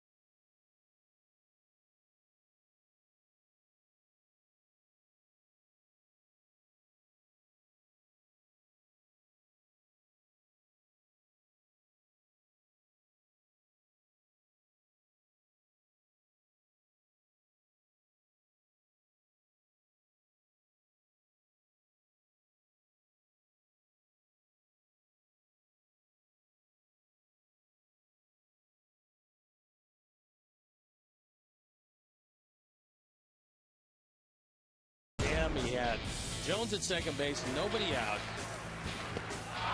And he got Cruz swinging. He got Davis looking. And he got Hardy on a little soft line drive to right field. So in a 3-1 game, that was some good pitching to get out of it. Don Cooper going over to talk with Tyler and with Jose, maybe asking if he's got anything left. But you have 3 right-handers due up in the 7th, and Jake Petrichka was throwing in the pen. We'll see how that conference shapes up. So here's Gillespie to lead it off. He's 2 for 3, a double and a single.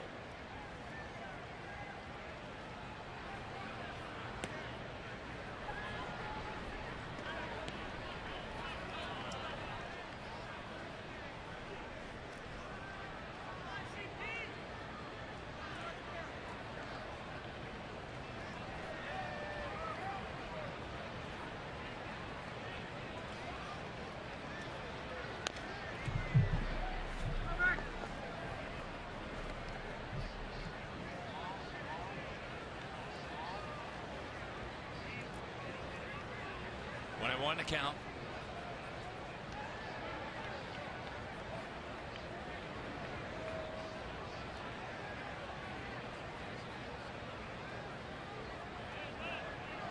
Outfield straight up. Still punched just a little bit. The broken bat. So 1 out.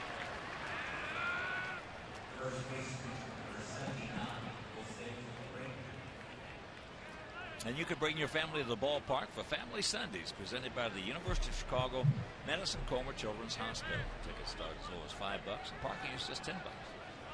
Purchase your tickets today by visiting whitesox.com/Sunday or calling 866-SOX-SPIN.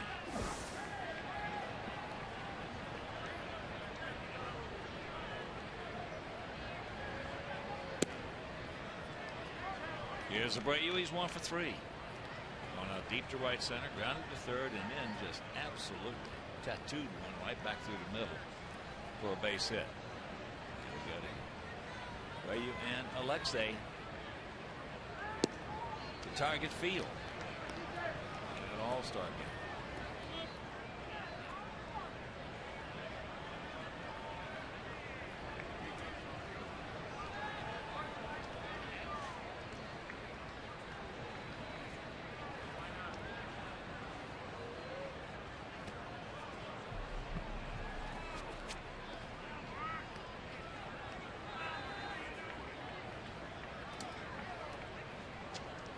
Looks, at least in this at bat, that TJ doesn't want any part of Jose because he's not even close.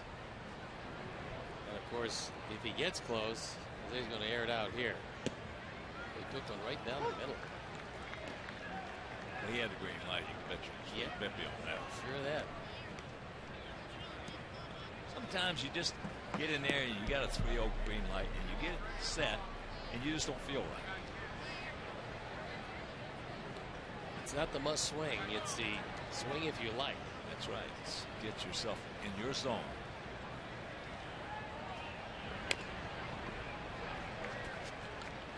That time swinging it one well out of the zone. Full count.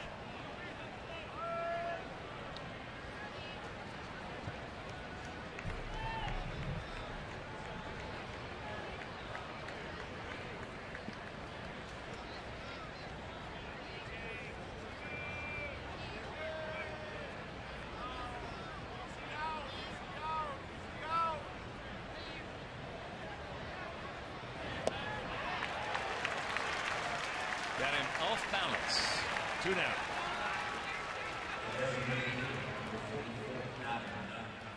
Came back from a 3-0 count. And unfortunately, Jose took the good one and swung at the 2 bad ones. Yeah, well, that happens to young hitters. As good as he is, he's going to get himself out, which is what he did right there. Adam is lined hard to right, grounded to short, and walked. That walk back in the 5th inning loaded the bases with nobody out, and we could not dent home plate.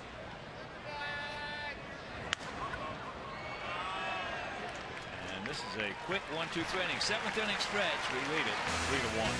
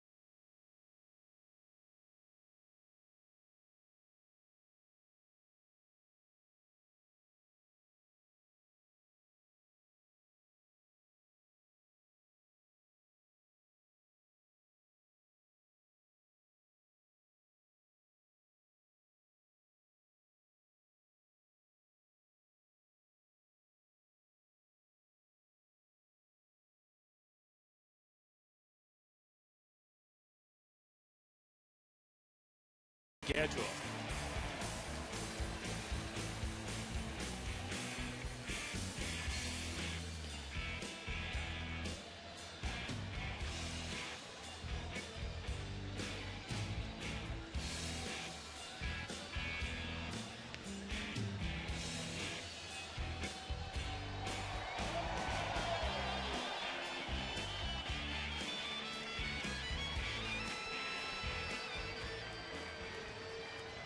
We get into the bottom of the 7th inning, and it's Manny Machado, Jonathan Scope, and Caleb Joseph. The bottom three face Jose Quintana, who's still out on the mound. Jose has given up 5 hits. He's given up just a 1 run. That the Pierce home run leading off last inning. And Machado is 0 for 1 with a walk. He looks at a high fastball. And he had knee surgery last year. Probably slowed him down to start this season. Hitting below 230 coming into this at bat. He slices that one foul off to the right side. Jose knocking at the door of 100 pitches. He's at 97. Shadow last year with 51 doubles before hurting that knee. And he looks at one inside. And he's 6'3", listed 185 pounds, probably a little bit heavier than that. Just 21 years old, about to be 22. His birthday on July 6th.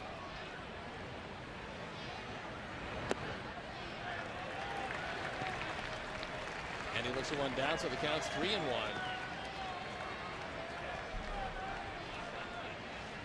Jake Petrichka continues to loosen, and you would think that Jose would be on a fairly short leash at this point.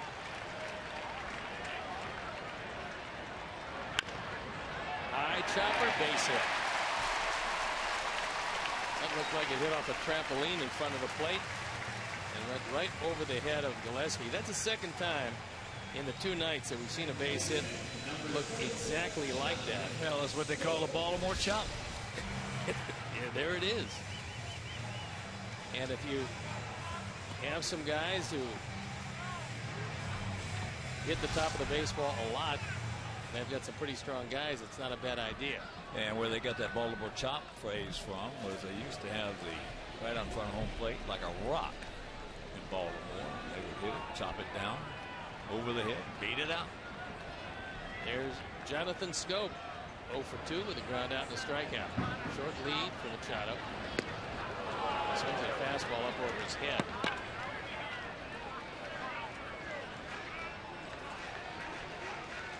Once again, Petrichka most likely ready to go.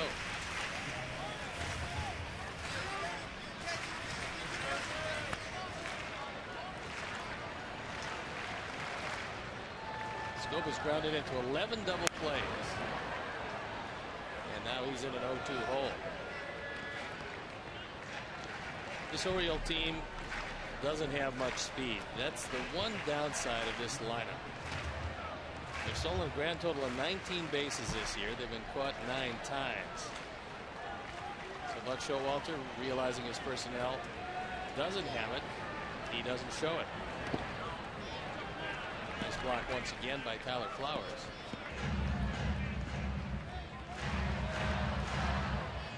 Six plus, 6 hits, and a 1 earned run. Once again, a very solid performance for Jose Quintana, who was brilliant last time out, only to see a no decision. Outfield straightaway, pretty deep for Schoop, who's got good power.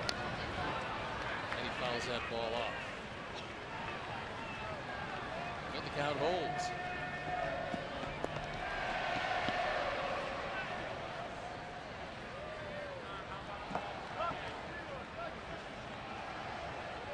Toronto was up 6-1 against the Yankees. That game's still in the top of the 7th, and the Yankees have tied that game at 6-6 in Toronto. That's of great interest to these Orioles.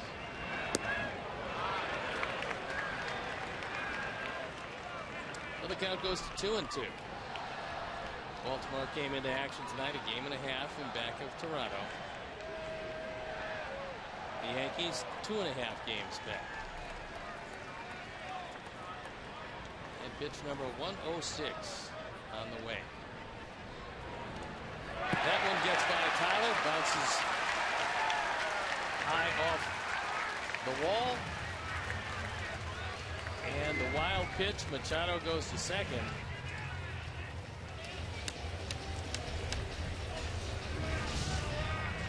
Well, this one of the few that's gotten by Tyler in this series, but it bounces well in front of the plate, flattens out, and goes to the bricks.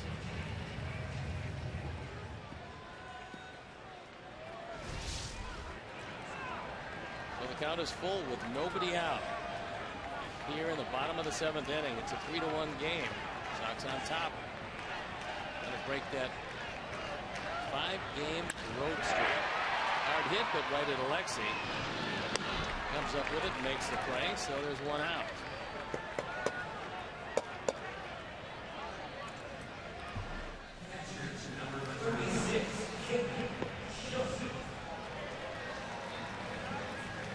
And Caleb Joseph comes to bat. Hit the ball very hard in the 3rd inning, but hit it right at Connor Gillespie. Strikeout victim looking in the 5th.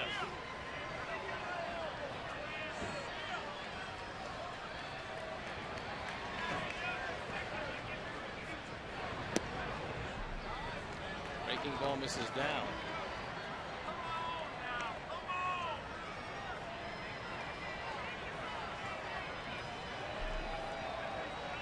Outfield straight away, as is the infield.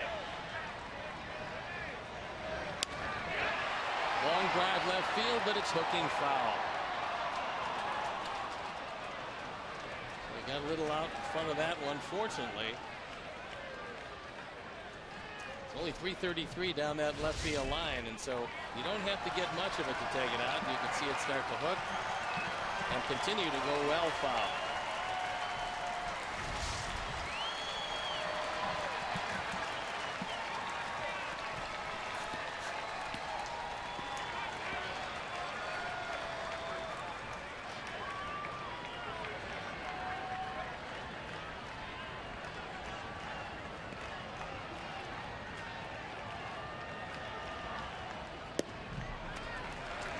Changeup misses away, and it's 2-1. This guy looks hitterish. Well, the combination that Jose is looking at is maybe a little tired at this point, with a guy who can swing the bat pretty well. That one misses off the corner, and so the count goes to 3-1. Yeah, he looks like he is all over. And Nick Markakis in the on-deck circle. He's been held hitless tonight. And hitless in a series. Reached base once, and that was when he got hit.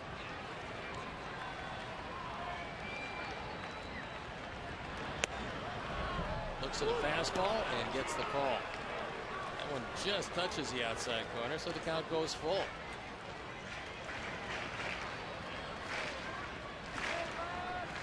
Here you can see just barely catching the corner.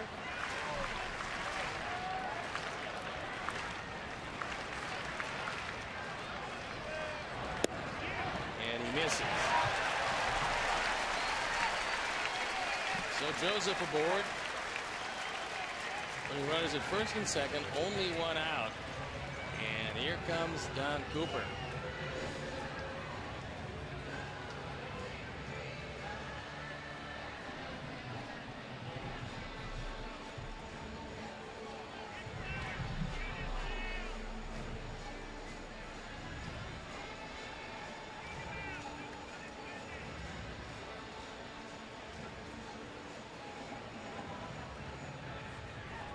Coop just give him a little breather and give him a little something positive to think about. He's good at that. He's been able to handle Markakis mostly by keeping the ball inside. Last time he just outguessed him and got the call third.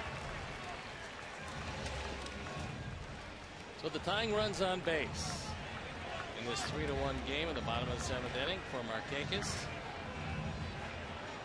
with Pierce in the on-deck circle.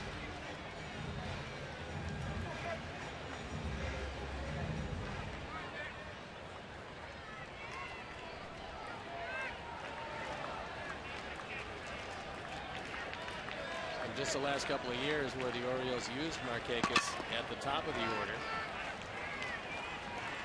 2 different times he drove in over 100 runs as a middle-of-the-order hitter.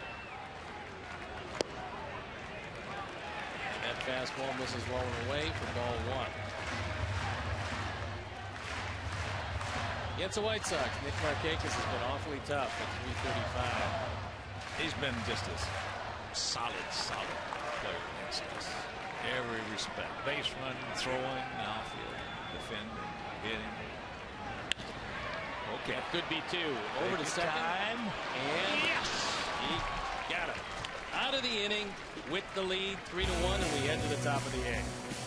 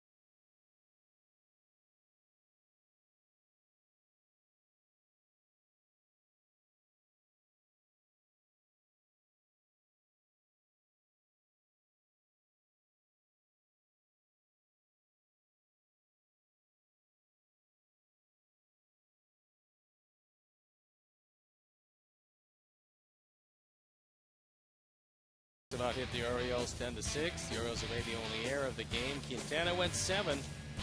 Gave up 6 hits and just 1 earned run with 8 strikeouts and 3 walks. And Adam Eaton extended both his hitting streak to 11 and his reaching base safely streak to 19. Start something special with great leases and low financing on a new Honda. Visit shophonda.com or your local Honda dealer. And so Tommy Hunter comes into the game. And Hunter was their closer. He's 1-1, but his ERA is just about 5.5 on for the 25th time. He is given way in that closer role to Zach Britton.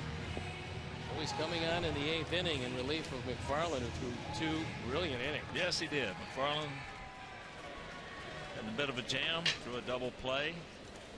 Good job by TJ. But right here, we've got Alexei to lead us off. Alexei 1 for 3 with a double and a run scored.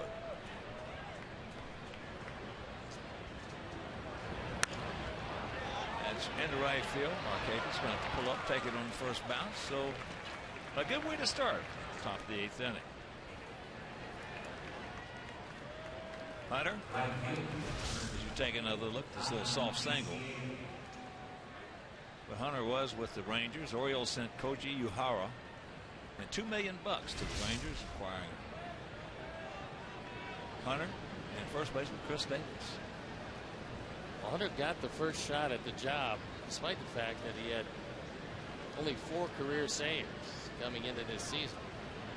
Well, we've seen Tommy when he threw the ball extremely well, and we've seen him when he did not throw the ball extremely well. Working on that bullpen. I mean, he was a starter with Texas, working on that bullpen.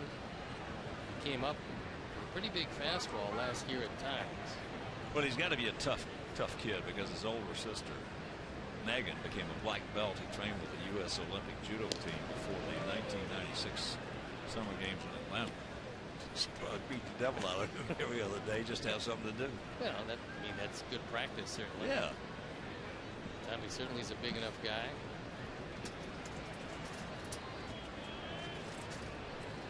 Hank. There he goes. There's the throw. No. So Alexei picks up his 13th stolen base in 16 attempts.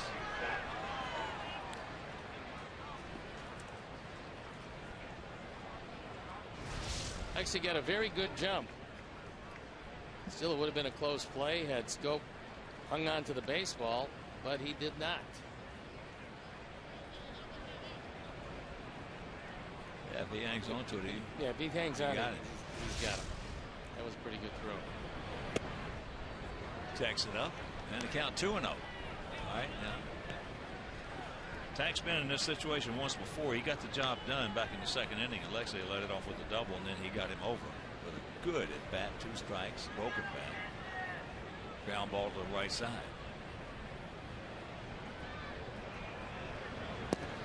Ball gets away, yes. That's going to be a pass ball. Yeah, it looked like that one had an ejector button on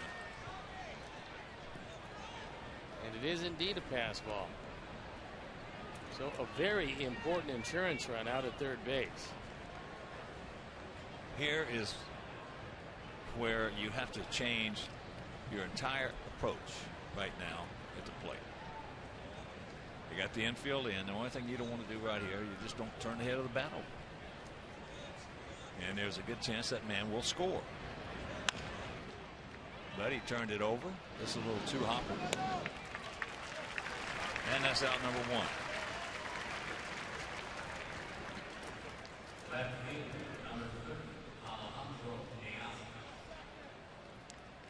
So that'll bring up Diaza.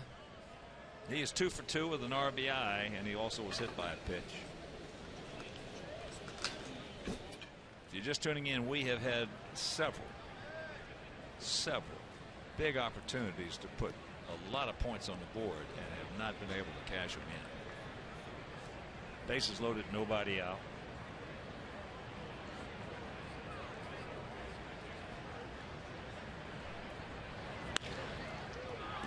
And they're going to come home. And he's safe. Said he did not get him. That might have been one of the best slides of the year because that ball beat him by plenty. And now Buck Showalter's going to come out. He's got nothing to lose here. It's late enough in the ball game, and he hasn't challenged anything yet. He's going to take a look back in that dugout to see what might have happened. It's a good throw by Scope, but not a particularly good tag by Joseph. He missed him on the tag, and then he got his foot in there. You're right. That was a gorgeous slide by Alexi. Well, he dives out of the way. Good way to break an ankle, too.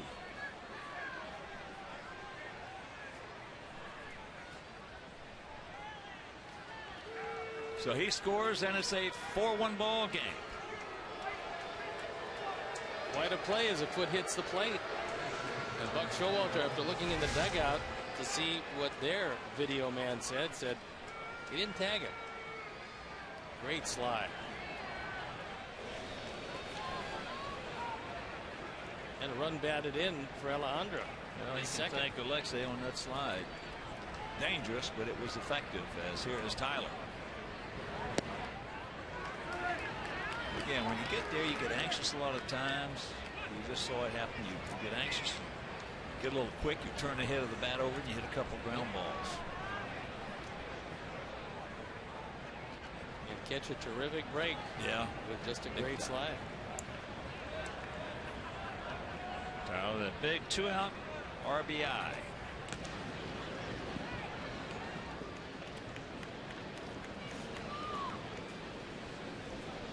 Well, I tell you, he has been our MVP, no question about it. Alexi Ramirez, got to get him, get on the iPads, Macs, PCs.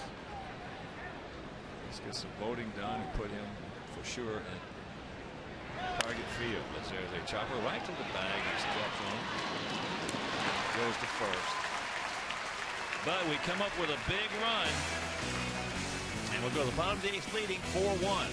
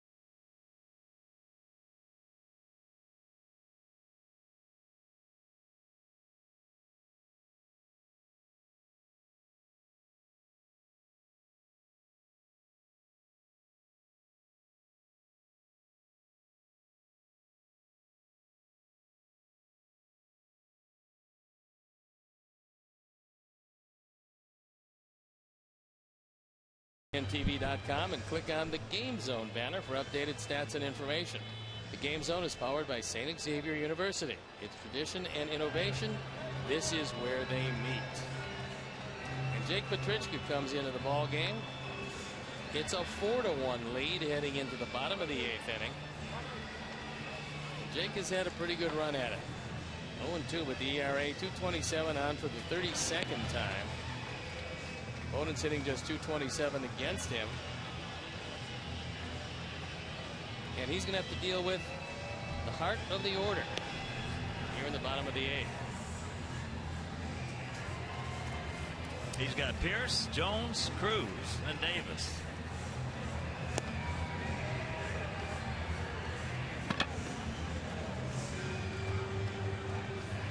Moises Sierra has taken over defensively in right.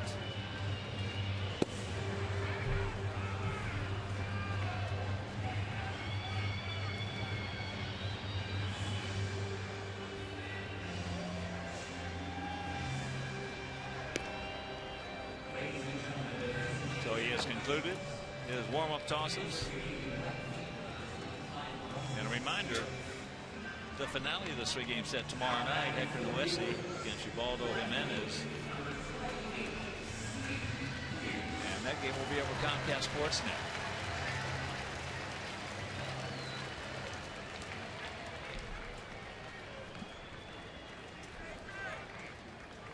So here's Pierce. He is 2 for 3. A single and a home run.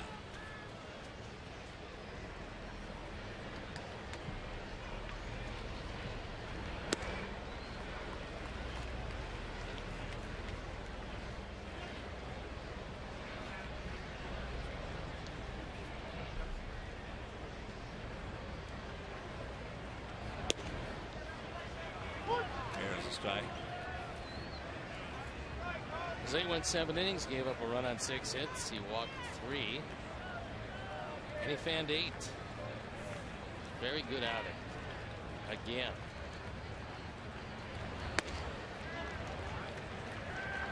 Two and one.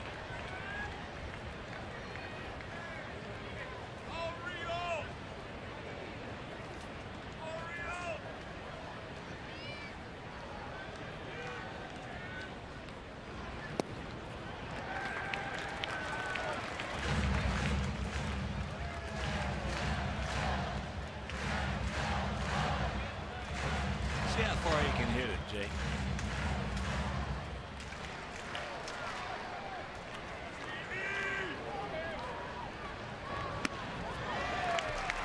And the dreaded leadoff.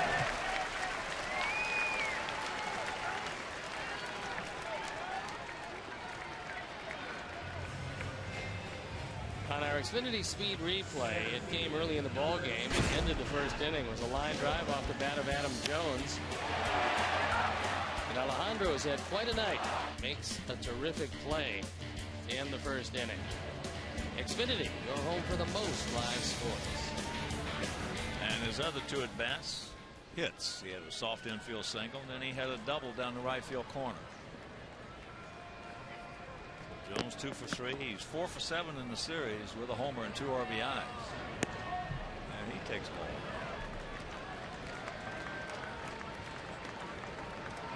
That double-barreled activity for us down in the pen.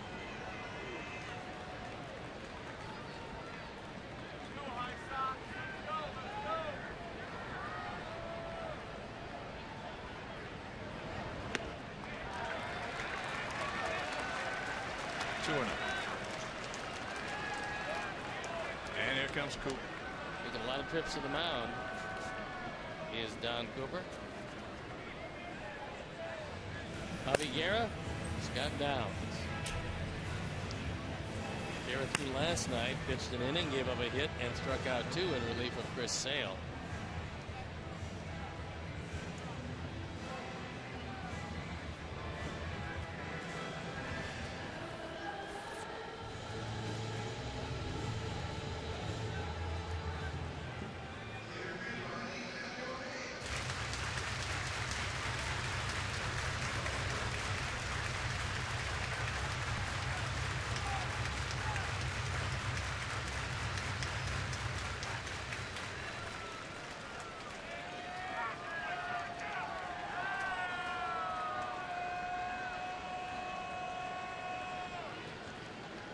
Adam Jones with the catbird seat.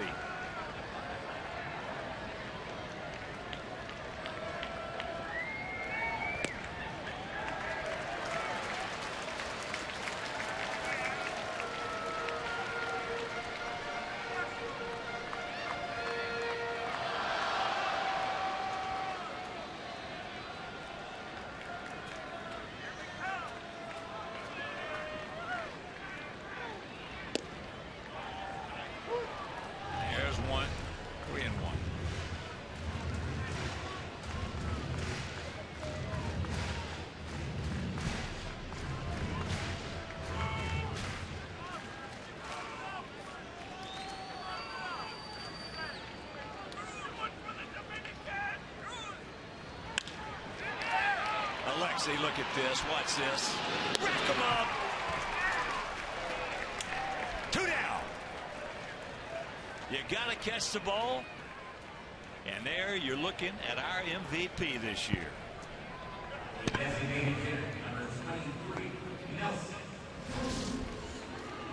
Ball's hit hard. Alexei takes a couple of steps. Gets it to Beckham in plenty of time. Good solid throw and a good hard slide by Pierce, but he cannot disrupt the double play. And the Sox turn another one, something they've been doing consistently all year. That's the 79th we've turned. 3 in this ball game.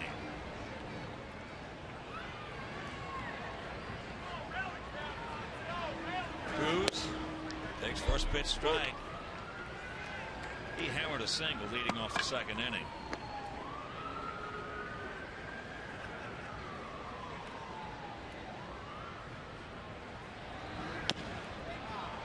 Chopper, Connor, got Tile.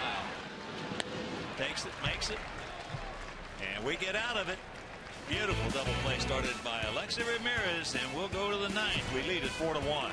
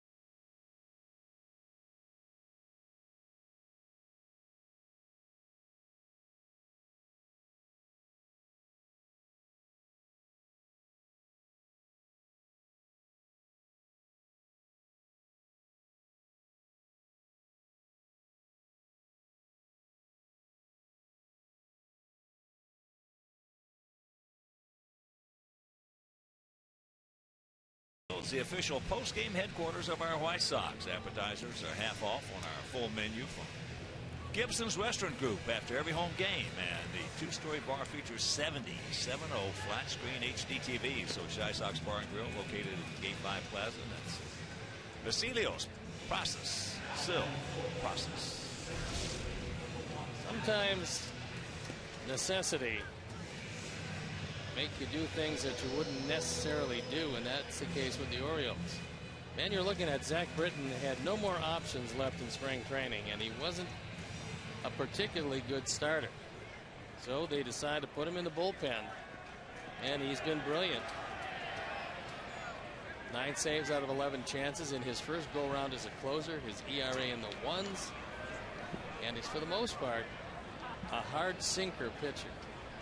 And he will throw mostly fastballs with just the occasional breaking ball. And here's our leadoff man, Adam Eaton, who's been on base 3 times tonight. 2 walks and a base hit. Base hit, extending his hitting streak to 11 games. And that walk in the second inning, extending his reaching base consecutively in 19 games.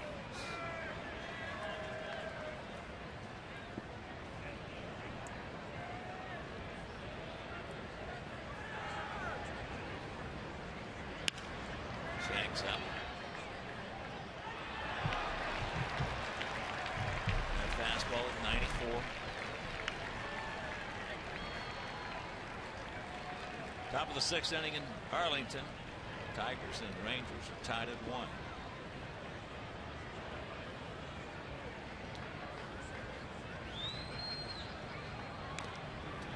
Just got a piece of that one. Bottom of the 8th, and Toronto tied at 6 with the Yankees.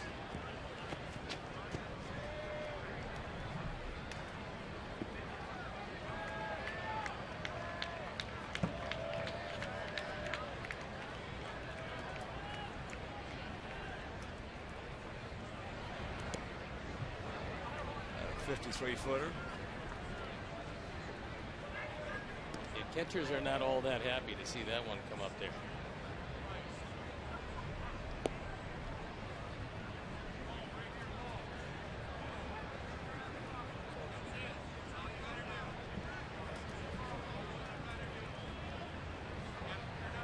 One-two pitch.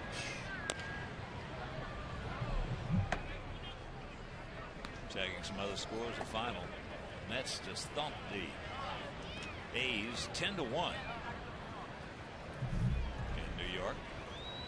Later on, San Diego and San Francisco. Seattle hosting Boston. St. Louis taking on the Rockies in Denver, with Colorado leading 3-1, bottom of the third.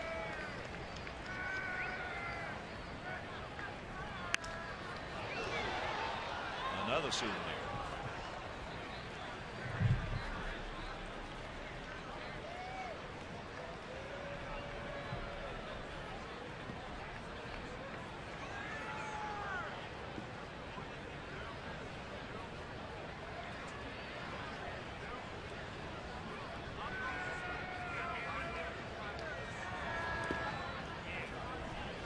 Two and two. Beckham on deck. Gillespie in the hole. Final game of this series tomorrow night. Hector Noesi against Ubaldo Jimenez. Game on Comcast Sportsnet. And after the game, we will board our charter going up to Toronto. There 3 hours. That's a tough foul. In that 4-game series, we're going to run Rienzo, Danks, Sale, and Quintana out there. They're going to run J. Hepp, R.A. Dickey, Marcus Stroman, and Mark Burke.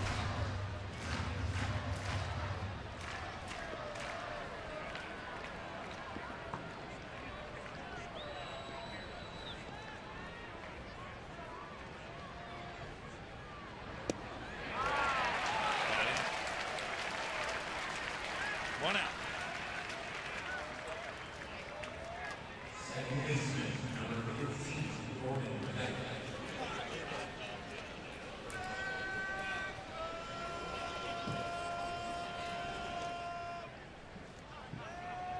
Gordon 1 for 4 with a homer.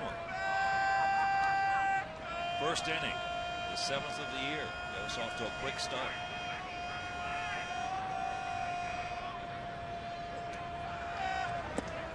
Third time this road trip we had scored in the first inning.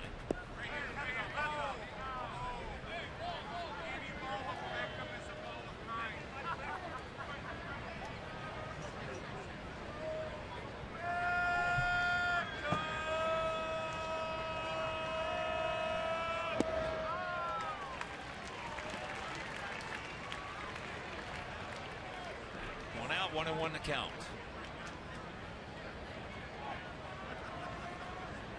Attendance tonight, 20,000. 596.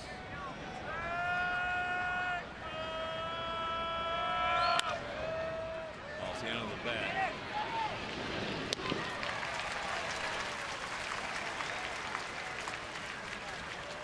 Two down.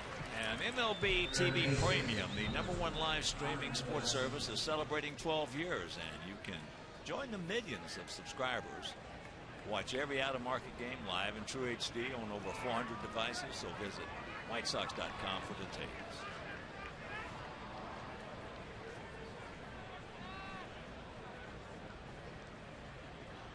Gillespie 2 for 4, a double, a single, and also just a beautiful play.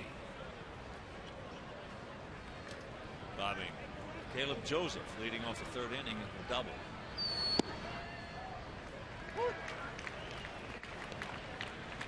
Boy, Britton doesn't get the breaking ball over, but doesn't seem to have to because of so much sink on a 94, 95 mile an hour fastball.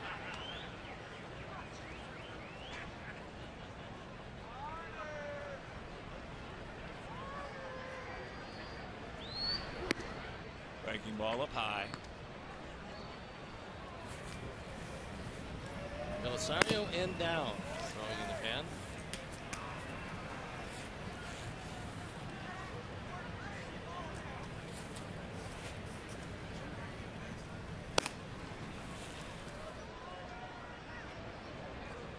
field straight up for Connor.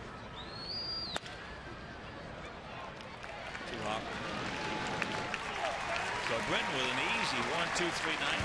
So the bottom line could be Davis, Hardy, Machado.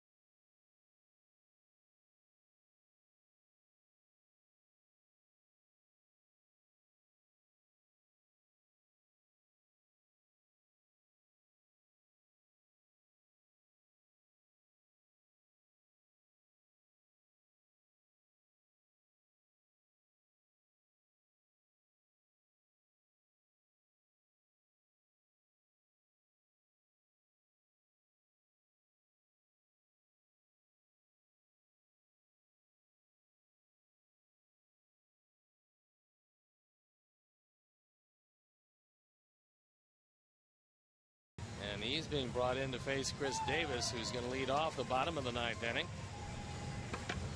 3-run lead, and Scott is 0-2. ERA 5.32 on for the 37th time. Has been called on to save one, and he did it.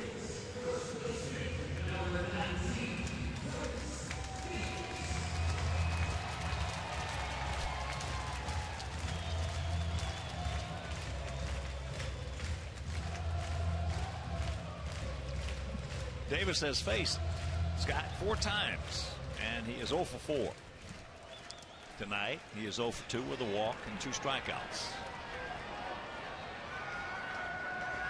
So always a big out. The first one, bottom of the 9th.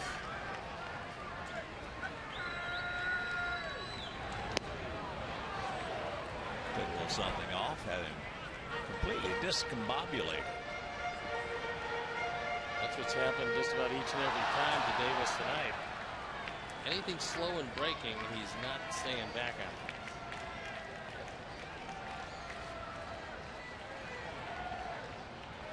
Watch out.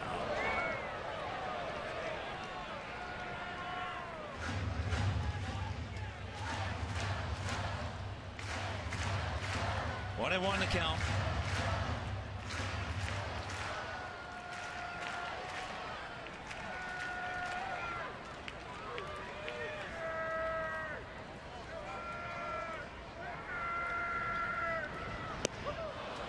Breaking ball, and the count 1-2. That one is 72, so I'm on about 69. It's slow, it's breaking, and it's missed.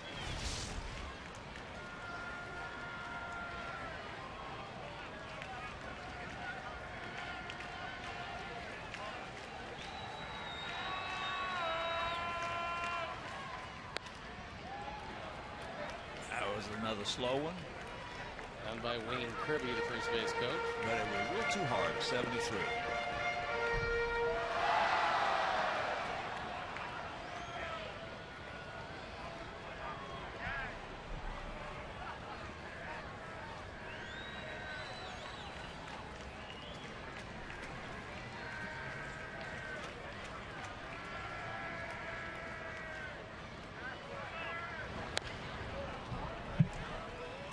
Slow breaking ball.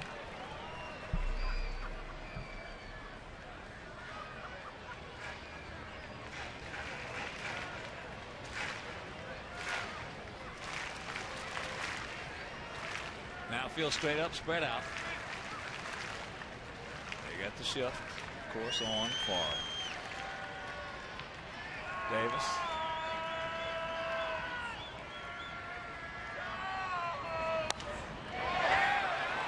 And that is off the glove of Becker.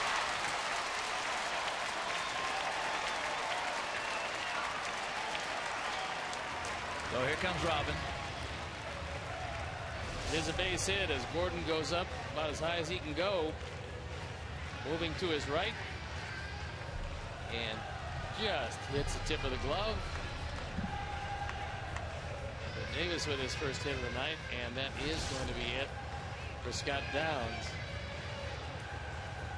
So Ronald Belisario will come into the ball game, and we'll step out and be back after these messages.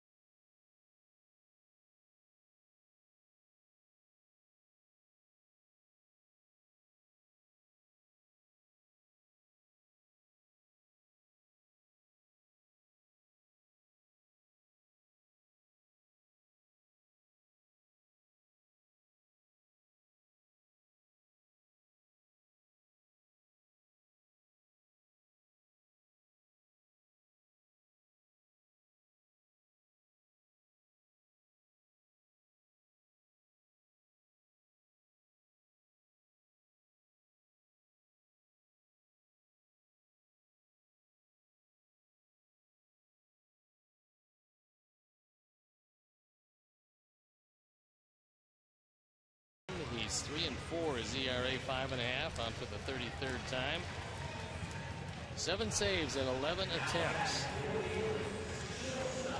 And he's going to deal with J.J. Hardy, Machado, and Scope, unless Buck Showalter wants to dip onto that bench. He's got David Lowe, but he doesn't have a whole lot of thunder coming off the bench these days. Does have Delman Young also. Here's Hardy. He's 0 for 3. Last time lined hard to right field as he takes first pitch strike.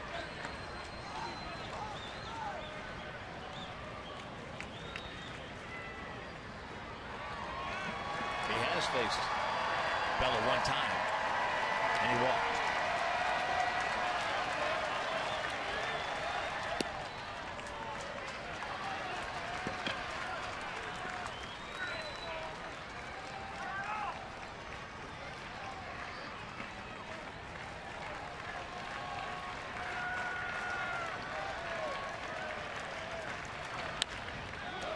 Take your time.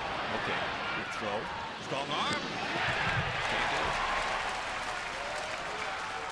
1 out. The throw was low, and Gordon didn't have much time to try to get out of the way of sliding Chris Davis. Tried to turn 2. This has been something that happened 3 times tonight, but J.J. Hardy able to beat the play. Maybe a good throw gets it. Good throw. Well, a good throw from Bella. If he gets it letter high, then Gordon will turn it. Because he just couldn't step. Got to bend over, can't step. So here's Machado. A walk, a double play, and a single.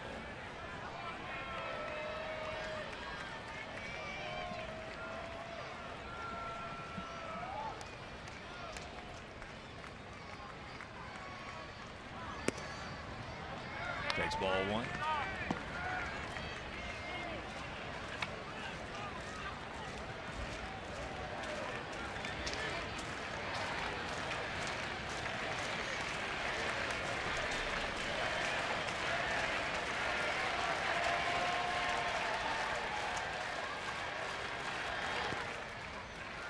Takes ball two. Ryan Flaherty in the on deck circle.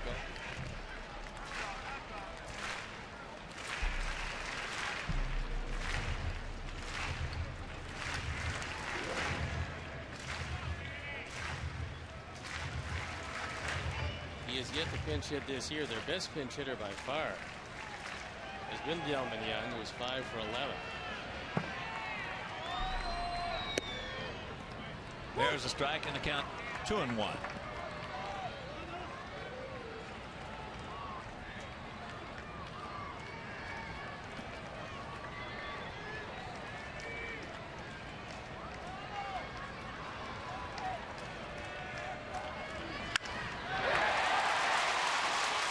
There's the base hit, so that'll bring the tying run to the plate.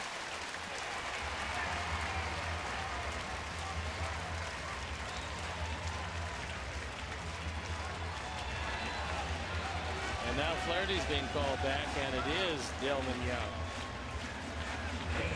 Buck Showalter going with the best pinch hitter they have.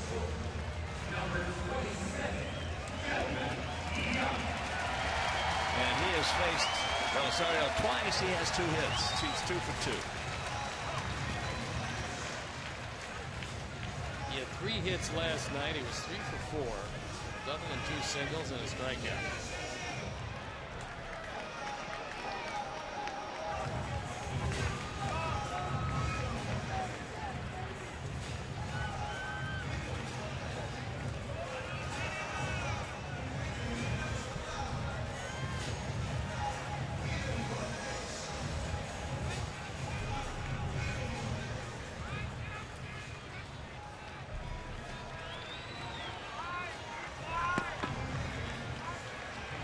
Here we go.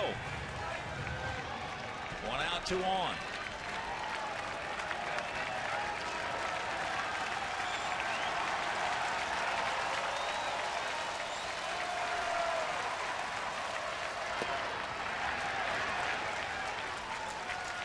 Takes low ball 1.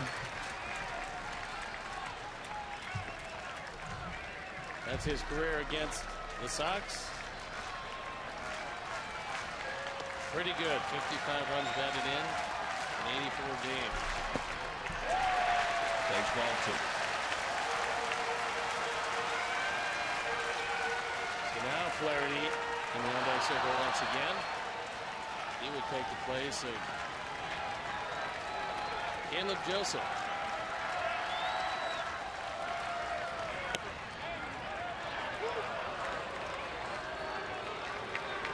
Grabs a strike right on the outside corner.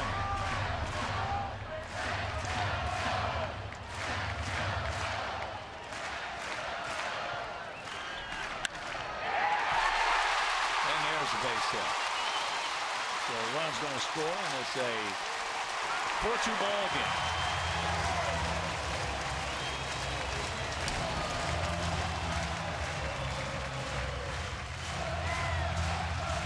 For Delman Young, that's 6 pinch hits in 12 appearances. The 3 runs driven in. The year off the bench it's been as Don Cooper comes out. He wants a word with Belisario. Ryan Flaherty has already been announced as a pinch hitter.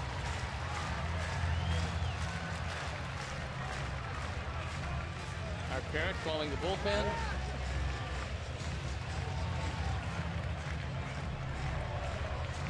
Well, we talked about it last night. Delman Young has really hit us well. Seems like every time he goes to the plate, he gets something below fastball or a hanger. If he gets the ball down, he can crush it. Now David Lowe comes on to pitch run for Young. So Lowe is running, and he has good speed. Not outstanding, but good.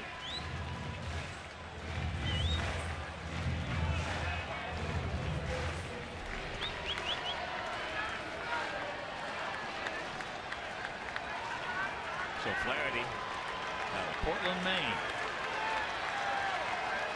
This is his first pinch hitting opportunity of the year.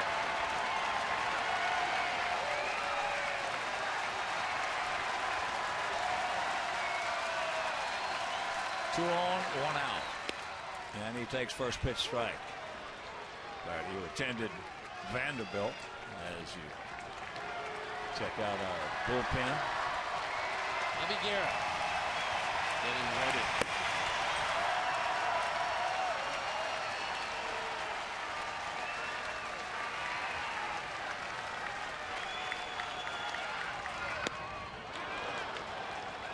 Oh, 1-2 the count.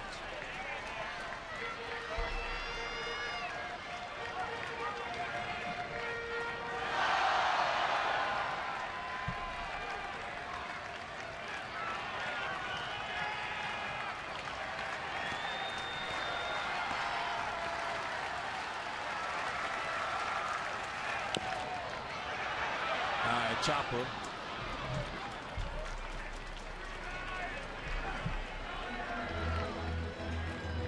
Count remains 0-2.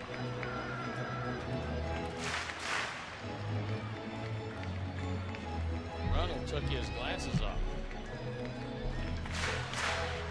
Could very well be that with some of the heat and some of the humidity, the glasses are fogging up on it.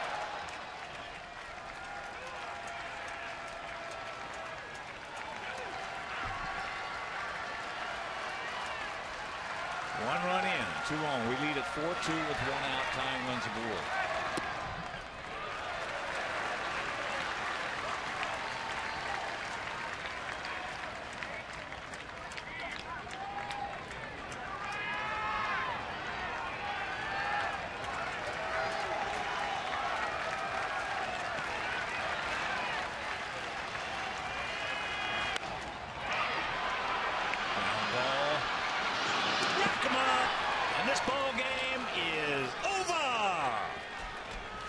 So the Sox turn their 4th double play of the game. And we break this 5-game losing streak, and we'll be back.